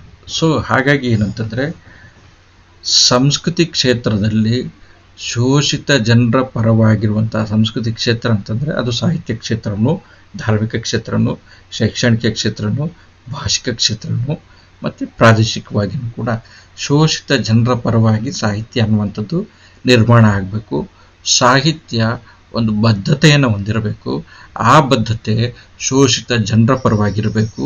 ಈ ಹಿನ್ನೆಲೆಯಲ್ಲಿ ಸಾಹಿತ್ಯ ಅನ್ನುವಂಥದ್ದು ಒಂದು ರಾಜಕಾರಣವನ್ನು ಮಾಡಬೇಕು ಅನ್ನುವಂಥ ಒಂದು ನಿಲುವನ್ನು ಬಂಡಾಯ ಸಾಹಿತ್ಯ ತೆಗೆದುಕೊಳ್ಳುತ್ತೆ. ಇಲ್ಲಿ ರಾಜಕಾರಣ ಅಂತಂದರೆ ಪಾಲಿಟಿಕ್ಸ್ ಅನ್ನುವಂಥ, ಅಂದರೆ ನಾವು ಯಾವುದನ್ನು ಅಧಿಕಾರ ರಾಜಕೀಯ ಅಂತ ಕರಿತೀವಿ, ಚುನಾವಣಾ ರಾಜಕೀಯ ಅಂತ ಕರಿತೀವಿ, ಆ ರಾಜಕೀಯ ಅಲ್ಲ, ಬದಲಿಗೆ ಅದನ್ನೂ ಒಳಗೊಂಡಂತೆ ಒಂದು ಸಾಂಸ್ಕೃತಿಕವಾಗಿರುವಂಥ ರಾಜಕೀಯವನ್ನು, ಅಂದರೆ ಮತಾಂಧತೆಯನ್ನು ತೊಡೆದು ಹಾಕುವಲ್ಲಿ, ಮತೀಯ ಮೂಲಭೂತವಾದಿತನವನ್ನು ತೆಗೆದುಹಾಕುವಲ್ಲಿ, ಲಿಂಗ ತಾರತಮ್ಯವನ್ನು ತೆಗೆದುಹಾಕುವಲ್ಲಿ, ಭಾಷಿಕ ಮೇಲು ಕೀಳನ್ನು ತೆಗೆದುಹಾಕುವಲ್ಲಿ, ಜಾತಿ ರಾಜಕಾರಣವನ್ನು, ಜಾತಿಯ ಮೇಲು ಕೀಳನ್ನು ಹಾಕುವಲ್ಲಿ, ಮತ್ತು ಈ ಥರದ ಬೇರೆ ಬೇರೆ ಅಸಮಾನತೆಗಳೇನಿದೆ, ದುಡ್ಡಿರುವಂಥವ್ರು ಇಲ್ಲದೆ ಇರುವಂಥವ್ರು, ಈ ಥರದ ತಾರತಮ್ಯವನ್ನು ಹಾಕುವಲ್ಲಿ ಸಾಹಿತ್ಯ ಅನ್ನುವಂಥದ್ದು ಒಂದು ರಾಜಕೀಯ ಬದ್ಧತೆಯಲ್ಲಿ ಕೆಲಸ ಮಾಡಬೇಕು. ಈ ಬದ್ಧತೆಯನ್ನು ಇಟ್ಕೊಂಡೇ ಸಾಹಿತ್ಯ ಅನ್ನುವಂಥದ್ದು ನಿರ್ಮಾಣ ಆಗಬೇಕು ಅನ್ನುವಂಥ ಒಂದು ಎಚ್ಚರವನ್ನು, ಅತ್ಯಂತ ನಿಷ್ಠುರವಾಗಿರುವಂಥ ಎಚ್ಚರವನ್ನು ಬಂಡಾಯ ಸಾಹಿತ್ಯ ಅನ್ನುವಂಥದ್ದು ತನಗೆ ತಾನೇ ವಿಧಿಸಿಕೊಂಡು ಸಾಹಿತ್ಯವನ್ನು ರಚನೆ ಮಾಡಿತು. ಸೊ ಹಾಗಾಗಿ ಸಾಹಿತಿಗೆ ರಾಜಕೀಯ ಮತ್ತು ಸಾಮಾಜಿಕವಾಗಿರುವಂಥ ಪ್ರಜ್ಞೆ ಅನ್ನುವಂಥದ್ದು ಇರಲೇಬೇಕು. ಅನ್ನುವಂಥದ್ದು ಇದರ ಅತ್ಯಂತ ಮುಖ್ಯವಾಗಿರುವಂಥ ಒಂದು ಅಂಶ. ಬಂಡಾಯ ಸಾಹಿತ್ಯದ ಅತ್ಯಂತ ಮುಖ್ಯವಾಗಿರುವಂಥ ಅಂಶ. ಸೊ ಹಾಗಾಗಿ ಸಾಹಿತಿ ಏನು ಮಾಡಬೇಕು ಅಂತಂದರೆ ತನ್ನ ಸುತ್ತಮುತ್ತಲಿರುವಂಥ ಪರಿಸರವನ್ನು ಅತ್ಯಂತ ಜಾಗೃತವಾಗಿರುವಂಥ ಕಣ್ಣಿನೊಂದಿಗೆ ನೋಡಬೇಕು, ಅತ್ಯಂತ ಜಾಗೃತವಾಗಿರುವಂಥ ಚಕ್ಷುವಿನೊಂದಿಗೆ ಗ್ರಹಿಸಬೇಕು ಅನ್ನುವಂಥ ಒಂದು ಚಿಂತನೆ ಬಂಡಾಯ ಸಾಹಿತ್ಯದ್ದು. ಸೊ ಹಾಗಾಗಿ ನಮ್ಮ ಎದುರುಗಡೆ ಇರುವಂಥ ಅಸ್ಪೃಶ್ಯತೆ ಇರ್ಬೋದು, ಜಾತಿ ಪದ್ಧತಿ ಇರ್ಬೋದು, ಲಿಂಗ ಭೇದ ಅನ್ನುವಂಥದ್ದು ಇರ್ಬೋದು, ವರ್ಗಭೇದ ಅನ್ನುವಂಥದ್ದು ಇರ್ಬೋದು, ಅಥವಾ ಧಾರ್ಮಿಕವಾಗಿರುವಂಥ ಅಸಹನೆ ಅನ್ನುವಂಥದ್ದು ಇರ್ಬೋದು, ಇದಕ್ಕೆ ಎದುರಾಗಿ ನಿಂತು ಅದನ್ನು ಬದಲಾಯಿಸುವಂಥ ಸಮತೆಯ ಸಮಾಜವನ್ನು ನಿರ್ಮಾಣ ಮಾಡುವಂಥ ಒಂದು ಪ್ರಯತ್ನವನ್ನು ಸಾಹಿತ್ಯ ಅನ್ನುವಂಥದ್ದು ಮಾಡಬೇಕು ಅನ್ನುವಂಥ ಒಂದು ತಿಳುವಳಿಕೆಯನ್ನು ಬಂಡಾಯ ಸಾಹಿತ್ಯ ಹೊಂದಿತು. ಮತ್ತು ಅದೇ ಥರದ ಸಾಹಿತ್ಯವನ್ನು ಅದು ನಿರ್ಮಾಣ ಮಾಡಿತು. ಸೊ ಅವರು ಎಲ್ಲ ಜನಪರವಾಗಿರುವಂಥ ಚಳುವಳಿಗಳಿಗೆ ಒಂದು ನೈತಿಕವಾಗಿರುವಂಥ ಬೆಂಬಲ ಕೊಡುವಂಥ ಕೆಲಸವನ್ನು ಕೂಡ ಮಾಡಿದರು. ಕೇವಲ ಸಾಹಿತ್ಯ ನಿರ್ಮಾಣ ಅಲ್ಲ, ನೈತಿಕವಾಗಿರುವಂಥ ಬೆಂಬಲ ಜನಪರ ಚಳುವಳಿಗಳಿಗೆ ತಮ್ಮದು ಅಂತ ತಂದ್ಬಿಟ್ಟು ಅವರು ಘೋಷಿಸಿಕೊಂಡ್ರು. ಅದಕ್ಕೆ ಪೂರಕವಾದಂಥ ಸಾಹಿತ್ಯ ಕೂಡ ನಿರ್ಮಾಣ ಆಯಿತು. ನಂತರ ದಲಿತ ಸಾಹಿತ್ಯಕ್ಕೆ ಸಂಬಂಧಪಟ್ಟಂಗೆ ಬಂದರೆ ಬಂಡಾಯ ಮತ್ತು ದಲಿತ ಸಾಹಿತ್ಯ ಅಥವಾ ದಲಿತ ಬಂಡಾಯ ಸಾಹಿತ್ಯ ಅಂತ ಒಟ್ಟಾಗಿ ಹೇಳಲಾಗುತ್ತೆ. ಆದರೆ ದಲಿತ ಸಾಹಿತ್ಯ ಅನ್ನುವಂಥದ್ದು ಮೊಟ್ಟ ಮೊದಲು ಅಸ್ತಿತ್ವಕ್ಕೆ ಬಂದಂಥದ್ದು ಕಾಲಾನುಕ್ರಮಣಿಕೆಯನ್ನು ಪರಿಗಣಿಸೋದಾದರೆ. ಸೊ ಹಾಗಾಗಿ ಏನಂತಂತಂದರೆ ನಮ್ಮ ಸಮಾಜದಲ್ಲಿ ನೋಡ್ರಿ, ನಮ್ಮ ಸಮಾಜದಲ್ಲಿ ಮೇಲ್ನೋಟಕ್ಕೆ ಎದ್ದು ಕಾಣುವಂಥ ಸಂಗತಿ ಅಂತಂತಂದರೆ ಜಾತಿ ವ್ಯವಸ್ಥೆ ಅನ್ನುವಂಥದ್ದು. ಈ ಜಾತಿ ವ್ಯವಸ್ಥೆ ಅಂಬೇಡ್ಕರ್ ಹೇಳುವಂಗೆ ಇದು ಬಹು ಮಹಡಿಗಳಿಂದ ಕೂಡಿರುವಂಥ, ಒಂದೊಂದು ಮಹಡಿಗೂ ಕೂಡ ಹೋಗೋದಕ್ಕೆ ಸಾಧ್ಯವಿಲ್ಲದೆ ಮುಚ್ಚಿದಂಥ ವ್ಯವಸ್ಥೆಯಿಂದ ಕೂಡಿರುವಂಥ ಹಲವು ಮಹಡಿಗಳ ಕಟ್ಟಡ. ಸೊ ಹಾಗಾಗಿ ಒಬ್ಬ ವ್ಯಕ್ತಿ ಹುಟ್ಟಿದಾಗಿಂದ ಸಾಯೋವರೆಗೆ ಅದೇ ಮಹಡಿಯಲ್ಲೇ ಇರ್ತಾನೆ. ಯಾವುದೇ ಮಹಡಿಗೆ ಹೋಗೋದಕ್ಕೆ ಆಗದೇ ಇರುವಂಥ ಚಲನಹೀನವಾಗಿರುವಂಥ ಒಂದು ವ್ಯವಸ್ಥೆ ಅಥವಾ ಸಾಮಾಜಿಕ ಪದ್ಧತಿ ಇದಾಗಿದೆ. ಹಾಗಾಗಿ ಏನಂತಂದರೆ ಇಲ್ಲಿ ಜಾತಿಯ ಶ್ರೇಣೀಕರಣ, ಮೇಲಿನ ಮಹಡಿಯಲ್ಲಿರುವಂಥವನು ಮೇಲಿನ ಸ್ತರದ ಅಂದರೆ ಆ ಹೆಮ್ಮೆಯನ್ನು, ಮೇಲ್ಜಾತಿಯವನು ನಾನು ಅನ್ನುವಂಥ ಒಂದು ಹೆಮ್ಮೆಯನ್ನು ಹೊಂದಿರ್ತಾನೆ, ಕೆಳಜಾತಿಯವನು ನಾನು ಕೆಳಜಾತಿಯವನು ಅನ್ನುವಂಥ ಕೀಳರಿಮೆಯನ್ನು ಹೊಂದಿರ್ತಾನೆ. ಸೊ ಪ್ರತಿಯೊಬ್ಬರೂ ಕೂಡ ಒಂದೊಂದು ಇರುವ ಕಾರಣದಿಂದ ಅವರು ಮೇಲಿನವ್ರನ್ನ ತುಳಿಸ್ಕೊಳ್ಳಲ್ಪಡ್ತಾರೆ, ಕೆಳಗಿನವ್ರನ್ನ ತುಳಿತಾರೆ. ಹಾಗಾಗಿ ಒಂದು ಬಗೆಯ ಅವಮಾನ, ಒಂದು ಬಗೆಯ ಹೆಮ್ಮೆ, ಇವೆರಡರ ಮಧ್ಯೆ ತುಳಿದಾಡ್ತಾ ಇರ್ತಾರೆ ಈ ಜಾತಿ ವ್ಯವಸ್ಥೆಯಲ್ಲಿ. ಸೊ ಹಾಗೆಯೇ ಇಲ್ಲಿ ಅಸ್ಪೃಶ್ಯತೆ ಅನ್ನುವಂಥದ್ದಿದೆ. ಈ ಅಸ್ಪೃಶ್ಯತೆ ಅತ್ಯಂತ ಒಂಥರ ನರಕ ಸದೃಶವಾಗಿರುವಂಥ ಒಂದು ಪರಿಸ್ಥಿತಿ. ಈ ಥರದ ವಿದ್ಯಮಾನಗಳನ್ನು ದಲಿತ ಸಾಹಿತ್ಯ ಅಥವಾ ಈ ದಲಿತ ಚಳುವಳಿಗಳು ಎದುರುಗೊಂಡು, ದಲಿತ ಚಳುವಳಿ ಎನ್ನುವಂಥದ್ದು ಆ್ಯಕ್ಚುಲಿ ಬಿ ಕೃಷ್ಣಪ್ಪನವರ ನೇತೃತ್ವದಲ್ಲಿ ಭದ್ರಾವತಿಯಲ್ಲಿ ಮೊಟ್ಟ ಮೊದಲಿಗೆ 1974ರಲ್ಲಿ ಕಲಾವಿದರು ಮತ್ತು ಬರಹಗಾರರ ಒಕ್ಕೂಟದ ಅಡಿಯಲ್ಲಿ ಇದು ರೂಪುಗೊಳ್ತು. ನಂತರ ಏನಾಯಿತು ಅಂತಂತಂದರೆ ಅಂಬೇಡ್ಕರ್, ಕೆಲವು ದಲಿತ ವಿದ್ಯಾವಂತರು, ಅಂಬೇಡ್ಕರ್, ಪೆರಿಯಾರ್, ಆಮೇಲೆ ಗಾಂಧೀಜಿ, ಮಾರ್ಕ್ಸ್, ಲೋಹಿಯಾ ಮತ್ತು ಮಾವೋ ಸೆತುಂಗ್ ಇಂಥವರಿಂದ ಪ್ರೇರಣೆಗೊಂಡು ಅವ್ರು ಏನು ಮಾಡಿದ್ರು ಅಂತಂತಂದರೆ ನಮ್ಮಲ್ಲಿ ಈ ಎಲ್ಲ ಚಿಂತನೆಗಳಿಂದ, ಪ್ರಗತಿಪರ ಚಿಂತನೆಗಳಿಂದ ಅವ್ರೇನು ಮಾಡಿದ್ರು ಅಂತಂದರೆ ಈ ಬಗೆಯ ಅನಿಷ್ಟತಮವಾಗಿರುವಂಥ ಅಸ್ಪೃಶ್ಯತೆ ಮತ್ತು ಜಾತಿ ವ್ಯವಸ್ಥೆಯನ್ನು ನಿರ್ನಾಮ ಮಾಡಬೇಕು ಮತ್ತು ನಮ್ಮ ಸಮಾಜದಿಂದ ತೊಡೆದು ಹಾಕಬೇಕು ಅನ್ನುವಂಥ ಸಂಕಲ್ಪವನ್ನು ಮಾಡ್ತಾರೆ. ಆ ಹಿನ್ನೆಲೆಯಲ್ಲಿ ಭದ್ರಾವತಿಯಲ್ಲಿ ಒಂದು ಸಂಘಟನೆಯನ್ನು ಕೂಡ ರೂಪುಗೊಳ್ಳುತ್ತೆ. ಆ ಭದ್ರಾವತಿಯಲ್ಲಿ ರೂಪುಗೊಂಡಂಥ ಆ ಸಂಘಟನೆ ದಲಿತ ಸಂಘರ್ಷ ಸಮಿತಿ ಅಥವಾ DSS ಅಂತ ನಾವು ಕರಿತೀವಲ್ಲ ಅದು. ಈ ದಲಿತ ಸಂಘರ್ಷ ಸಮಿತಿ ನಂತರ ಇಡೀ ಕರ್ನಾಟಕದಾದ್ಯಂತ ಅದು ವ್ಯಾಪಿಸ್ಕೊಂಡು ಅತ್ಯಂತ ಪ್ರಭಾವಶಾಲಿಯಾಗಿರುವಂಥ ಸಂಘಟನೆಯಾಗಿ ಬೆಳೆಯುತ್ತೆ. ಅದರ ಹಿನ್ನೆಲೆಯಲ್ಲಿ ದಲಿತ ಸಾಹಿತ್ಯ ರೂಪುಗೊಳ್ಳುತ್ತೆ. ಸಿದ್ಧಲಿಂಗಯ್ಯವರ ಹೋರಾಟದ ಹಾಡುಗಳು ಅಥವಾ ಹೋರಾಟದ ಸಾಗರಕ್ಕೆ ಸಾವಿರಾರು ನದಿಗಳು ಅನ್ನುವಂಥದ್ದು, ಈ ಬಗೆಯ ಸಾಹಿತ್ಯ ನಿರ್ಮಾಣ ಆಗುತ್ತೆ. ದೇವನೂರು ಮಹಾದೇವರ ಒಡಲಾಳ, ಕುಸುಮಬಾಲೆ, ಆಮೇಲೆ ಅವರ ದ್ಯಾವನೂರು ಅನ್ನುವಂಥ ಕಥಾ ಸಂಕಲನಗಳು, ಆಮೇಲೆ ಕೆ.ಬಿ. ಸಿದ್ದಯ್ಯನವರ ಬಕಾಲ ಅನ್ನುವಂಥದ್ದು, ಮೂಡಕೂಡು ಚಿನ್ನಸ್ವಾಮಿಯವರ ಸಾಹಿತ್ಯ, ಬೇರೆ ಬೇರೆ ಸಾಹಿತಿಗಳೇನು ಮಾಡ್ತಾರೆ ಅಂತಂತಂದರೆ ಈ ಹಿನ್ನೆಲೆಯಲ್ಲಿ ಸಾಹಿತ್ಯವನ್ನು ಸೃಷ್ಟಿ ಮಾಡ್ತಾರೆ. ಸೊ ಅಂದರೆ ಜನಪರ ಚಳುವಳಿಗಳು ಏನು ಮಾಡ್ತವೆ ಅಂತಂತಂದರೆ ಸಾಹಿತ್ಯಕ್ಕೆ ಒಂಥರ ಬೆನ್ನೆಲುಬಾಗಿ ನಿಂತ್ಕೊಂಡು ಆ ಸಾಹಿತ್ಯ ನಿರ್ಮಾಣಕ್ಕೆ ಅವು ಪ್ರಚೋದನಕಾರಿಯಾಗಿ, ಪ್ರಭಾವ ರೂಪಿಯಾಗಿ, ಪ್ರೇರಕವಾಗಿ ಕೆಲಸ ಮಾಡ್ತಾ ಇದ್ದಾವೆ. ಈ ಅಂಶವನ್ನು ನಾವು ಪರಿಗಣಿಸಬೇಕಾಗತ್ತೆ. ಸೊ ಈ ರೀತಿ ದಲಿತರಲ್ಲಿ ಆದಂಥ ಅರಿವಿನ ಸ್ಫೋಟ ಏನಾಯಿತು, ಅವರಲ್ಲಿ ಅಂದರೆ ಈ ದಲಿತ ವಿದ್ಯಾವಂತರಲ್ಲಿ ಉಂಟಾದಂಥ ಅರಿವಿನ ಸ್ಫೋಟ ಹೊಸ ಬಗೆಯ ಎಚ್ಚರವನ್ನು ತಂದುಕೊಡ್ತು, ಸಮಾನತೆಗಾಗಿ ಆಗ್ರಹಿಸುವಂಥ ಒಂದು ಕೆಲಸವನ್ನು ಮಾಡಿತು. ಸಂವಿಧಾನದ ಆಶಯಗಳೇನಿದೆ, ಈ ಸಂವಿಧಾನದ ಆಶಯಗಳನ್ನು ನಾವು ನಿರ್ಮಾಣ ಮಾಡಿಕೊಳ್ಬೇಕು, ಮತ್ತು ಇದರ ಲಾಭ, ಸಂವಿಧಾನದ ಆಶಯಗಳ ನಿಜವಾಗಿ ಇದು ಏನಿದೆ ಈ ಆಶಯಗಳು ಸಮಾಜದ ಎಲ್ಲ ಸ್ತರದ ಜನಗಳಿಗೆ ತಲುಪಬೇಕು ಅನ್ನುವಂಥ ಹಿನ್ನೆಲೆಯಲ್ಲಿ ಸಾಹಿತ್ಯವನ್ನು ನಿರ್ಮಾಣ ಮಾಡಿದ್ರು. ಮತ್ತು ಅವರು ಬರೆದಿರುವಂಥ ಈ ಸಾಹಿತ್ಯ ಇದೆಯಲ್ಲ, ಅದು ಇತರರಿಗೋಸ್ಕರ. ಯಾಕೆ ಅಂತಂತಂದರೆ ಅವರು ಬರೆದಿರುವಂಥ ಅಸ್ಪೃಶ್ಯತೆಯ ನೋವು, ಜಾತಿ ವ್ಯವಸ್ಥೆಯ ನೋವು ಇತರರು ತಿಳ್ಕೊಳ್ಳಿ ಅನ್ನುವಂಥ ಉದ್ದೇಶದಿಂದ ಸಾಹಿತ್ಯವನ್ನು ನಿರ್ಮಾಣ ಮಾಡಿದ್ರು. ದೇವನೂರು ಮಹಾದೇವ್ ಅವರಲ್ಲಿ ಇಂಥ ಅಂಶ ಇದ್ರೂ ಕೂಡ ಕೆಲವೊಂದು ಸತಿ ಅವರು ತುಂಬ ಅಂತರ್ಮುಖವಾಗಿಯೂ ಕೂಡ ಸಾಹಿತ್ಯವನ್ನು ನಿರ್ಮಾಣ ಮಾಡ್ತಾರೆ. ಸೊ ಹಾಗಾಗಿ ಒಂಥರ ವಿಶಿಷ್ಟ ಬಗೆಯ ಶಕ್ತಿ ಅವರ ಸಾಹಿತ್ಯಕ್ಕೆ ಒದಗಿ ಬಂದಿದೆ. ಸೊ ಈ ಥರದ್ದು ಅಂದರೆ ದಲಿತರು ಬರೆದಿರುವಂಥ ಸಾಹಿತ್ಯ ಇತರ ಅಂದರೆ ಬೇರೆ ಬಗೆಯ ಅಂದರೆ ನವೋದಯ, ಪ್ರಗತಿಶೀಲ, ಬಂಡಾಯ ಇತ್ಯಾದಿ ಸಾಹಿತ್ಯಕ್ಕೆ ಹೋಲಿಸ್ಕೊಂಡ್ರೆ ದಲಿತ ಸಾಹಿತ್ಯ ಏನಾಗಿದೆ ಅಂತಂದರೆ ಹೊರಮುಖವಾಗಿರುವಂಥ ಸಾಹಿತ್ಯ. ಅದು ರಚನೆ ಆಗಿರುವಂಥದ್ದು ದಲಿತರಿಂದ ಅಥವಾ ದಲಿತ ಪ್ರಜ್ಞೆಯುಳ್ಳಂಥ ಇತರ ಜಾತಿಯವರಿಂದನೂ ಕೂಡ ರಚನೆಯಾಗಿದೆ. ಸೊ ಹಾಗಾಗಿ ಈ ಸಾಹಿತ್ಯ ಅಥವಾ ಈ ಸಾಹಿತ್ಯ ಸಂವೇದನೆ ಹೊರಗಿನವ್ರಿಗೆ ಅಂದರೆ ದಲಿತರಲ್ಲದವರಿಗೆ ತಿಳಿಯಲಿ, ಮತ್ತು ಆ ಮುಖಾಂತರ ಅವರು ಈ ಥರದ ತಾರತಮ್ಯವನ್ನು, ಈ ಥರದ ಶೋಷಣೆಯನ್ನು ಮಾಡದೇ ಇರಲಿ ಅನ್ನುವಂಥ ಒಂದು ನೆಲೆಯಲ್ಲಿ ಹೊರಟಂಥ ಸಾಹಿತ್ಯ. ಇದ್ರ ಜೊತೆಗೇ ಬೇರೆ ಬೇರೆ ಚಳುವಳಿಗಳು ಕೂಡ ನಡೀತು ಆ ಸಂದರ್ಭದಲ್ಲಿ. 70-80ರ ದಶಕದಲ್ಲಿ ಅದು ಲೋಹಿಯಾ ಅವರ ಸಮಾಜವಾದಿ ಚಳುವಳಿ ಇರಲಿ, ಅಥವಾ ಜಯಪ್ರಕಾಶ್ ನಾರಾಯಣ್ ಅವರ ಸಂಪೂರ್ಣ ಕ್ರಾಂತಿಯ ಚಳುವಳಿ ಇರಲಿ, ಅಥವಾ ಮಾರ್ಕ್ಸ್ವಾದ ಅಂಥದ್ದಿರಲಿ, ಅಥವಾ ಪೆರಿಯಾರ್ ಅವರ ಸ್ವಾಭಿಮಾನಿ ಚಳುವಳಿ ಇರಲಿ. ಸೊ ಇಂಥವೆಲ್ಲನೂ ಕೂಡ ಏನಾಯಿತು ಅಂತಂದರೆ ಚಳುವಳಿಗಳು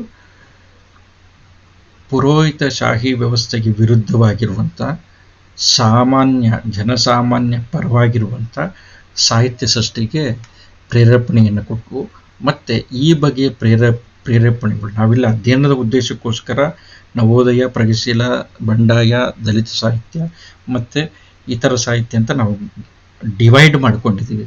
ಆದರೆ ಇದು ಆ ರೀತಿ ಡಿವೈಡ್ ಆಗಿರುವಂಥದ್ದಲ್ಲ. ಕಾಲದ ಚಲನೆಯಲ್ಲಿ ಇವೆಲ್ಲನೂ ಕೂಡ ಸಾಗಿ ಬಂದು ಕೆಲವೊಂದು ಸತಿ ಒಂದೊಂದೊಂದು ಮಿಕ್ಸ್ ಆಗಿಬಿಟ್ಟಿದ್ದಾವೆ. ನವೋದಯ ಸಾಹಿತ್ಯದಲ್ಲೇ ಪ್ರಗತಿಶೀಲತೆಯ ಅಂಶಗಳು ಇದೆ, ಪ್ರಗತಿಶೀಲತೆಯ ಅಂಶದಲ್ಲೇ ಬಂಡಾಯ ಸಾಹಿತ್ಯದ ಅಂಶಗಳು ಕೂಡ ಇದೆ, ಬಂಡಾಯ ಸಾಹಿತ್ಯದಲ್ಲಿ ದಲಿತ ಸಾಹಿತ್ಯದ ಅಂಶನೂ ಕೂಡ ಇದೆ, ಬಂಡಾಯದಲ್ಲಿ ಮುಸ್ಲಿಂ ಸಾಹಿತ್ಯನೂ ಕೂಡ ಇದೆ. ಹಿಂಗೆಲ್ಲನೂ ಕೂಡ ಸೇರ್ಕೊಂಡೋಗಿದೆ. ಹಂಗೆ ಸ್ತ್ರೀ ಸಾಹಿತ್ಯನೂ ಕೂಡ ಇದ್ದಾವೆ ಇವೆಲ್ಲದರಲ್ಲೂ ಕೂಡ. ಸೊ ಇವೆಲ್ಲನೂ ಕೂಡ ಏನು ಮಾಡ್ತವೆ ಅಂತಂತಂದರೆ ಜನಪರವಾಗಿರುವಂಥ ಸಾಹಿತ್ಯ ನಿರ್ಮಾಣಕ್ಕೆ ಜನಪರ ಚಳುವಳಿಗಳಿಂದ ಅಥವಾ ಜನಪದರಿಂದ ಉಂಟಾದಂಥ ಚಳುವಳಿಗಳಿಂದ ಸ್ಫೂರ್ತಿಗೊಂಡು, ಪ್ರೇರಣೆಗೊಂಡು ಸಾಹಿತ್ಯ ಒಂದು ಸಾಮಾಜಿಕ ಜವಾಬ್ದಾರಿ ಅನ್ನುವಂಥ ಹಿನ್ನೆಲೆಯಲ್ಲಿ ಅವೇನು ಮಾಡ್ತವೆ ಅಂತಂತಂದರೆ ಸಾಹಿತ್ಯದ ನಿರ್ಮಾಣಕ್ಕೆ ತೊಡ್ಕೊಳ್ತವೆ. ಈ ಹಿನ್ನೆಲೆಯಲ್ಲಿ ಸಾಹಿತ್ಯಕ್ಕೆ ಒಂದು ಸಾಮಾಜಿಕ ಜವಾಬ್ದಾರಿ ಇದೆ, ಮತ್ತು ಸಮಾಜವನ್ನು ತಿದ್ದುವಂಥ ಒಂದು ಜವಾಬ್ದಾರಿ ಅದಕ್ಕಿದೆ. ಸಂಸ್ಕೃತಿ ಅನ್ನುವಂಥದ್ದು ವಿರೂಪಗೊಂಡಂಥ ಸಂದರ್ಭದಲ್ಲಿ, ಸಾಮಾಜಿಕ ಏರುಪೇರುಗಳು ಉಂಟಾದಂಥ ಸಂದರ್ಭದಲ್ಲಿ ಆ ಸಂಸ್ಕೃತಿಯನ್ನು ಸುರೂಪಗೊಳಿಸುವಂಥ, ಆ ಸಾಮಾಜಿಕ ಏರುಪೇರುಗಳನ್ನು ಸರಿ ದಾರಿಗೆ, ಸರಿ ಹಳಿಗೆ ತರುವಂಥ ಜವಾಬ್ದಾರಿ ಸಾಹಿತ್ಯಕ್ಕಿದೆ ಅನ್ನುವಂಥ ಒಂದು ಮುಖ್ಯ ಪ್ರಮೇಯವನ್ನು ಲೇಖಕರಾಗಿರುವಂಥ ಎಚ್ ದಂಡಪ್ಪ ಅವರು ಈ ಲೇಖನದಲ್ಲಿ ಪ್ರತಿಪಾದಿಸ್ತಾರೆ. ಪ್ರಿಯ ವಿದ್ಯಾರ್ಥಿಗಳೇ, ಇಷ್ಟು ಈ ಸಾಹಿತ್ಯ ಮತ್ತು ಜನಪರ ಚಳುವಳಿಗಳು ಅನ್ನುವಂಥ ಈ ಲೇಖನದ ಒಟ್ಟಾರೆಯಾಗಿರುವಂಥ ಆಶಯ ಸಾಮಾಜಿಕ ಸಮಾನತೆ ಮತ್ತು ಸಂಸ್ಕೃತಿಯ ಆರೋಗ್ಯ ಅನ್ನುವಂಥದ್ದು ಜನಪರ ಚಳುವಳಿಗಳ ಮುಖಾಂತರ ಸಾಹಿತ್ಯದಲ್ಲಿ ಕಂಡು ಬರಬೇಕಾಗಿರುವಂಥ ಒಂದು ಮುಖ್ಯ ಅಂಶ ಅನ್ನುವಂಥದ್ದನ್ನು ಎಚ್ ದಂಡಪ್ಪ ಅವರು ಈ ಲೇಖನದಲ್ಲಿ ಪ್ರತಿಪಾದಿಸುವಂಥ ಒಂದು ಪ್ರಯತ್ನವನ್ನು ಮಾಡಿದ್ದಾರೆ. ನಿಮಗೆ ಈ ಕಾನ್ಸೆಪ್ಟ್ ಅರ್ಥ ಆಗಿದೆ ಅಂತ ಅಂದ್ಕೊಂಡಿದ್ದೀನಿ. ಈ ಲೇಖನವನ್ನು ಓದಿದ ನಂತರ ನಿಮಗೇನಾದರೂ ಸಂಶಯಗಳು ಉಂಟಾದಂಥ ಸಂದರ್ಭದಲ್ಲಿ ನನಗೆ ದಯಮಾಡಿ ತಿಳಿಸಿ, ನಾನು ಕ್ಲಾರಿಫಿಕೇಷನ್ನ ಕೊಡುವಂಥ ಪ್ರಯತ್ನವನ್ನು ಮಾಡ್ತೀನಿ. ಎಲ್ಲರಿಗೂ ಕೂಡ ಒಳ್ಳೆಯದಾಗಲಿ. ಅಧ್ಯಯನದಲ್ಲಿ ಆಸಕ್ತಿ ಬೆಳೆಸ್ಕೊಳ್ರಿ, ಅಧ್ಯಯನ ನಿರತರಾಗಿರಿ. ಎಲ್ಲರಿಗೂ ಕೂಡ ನಮಸ್ಕಾರ.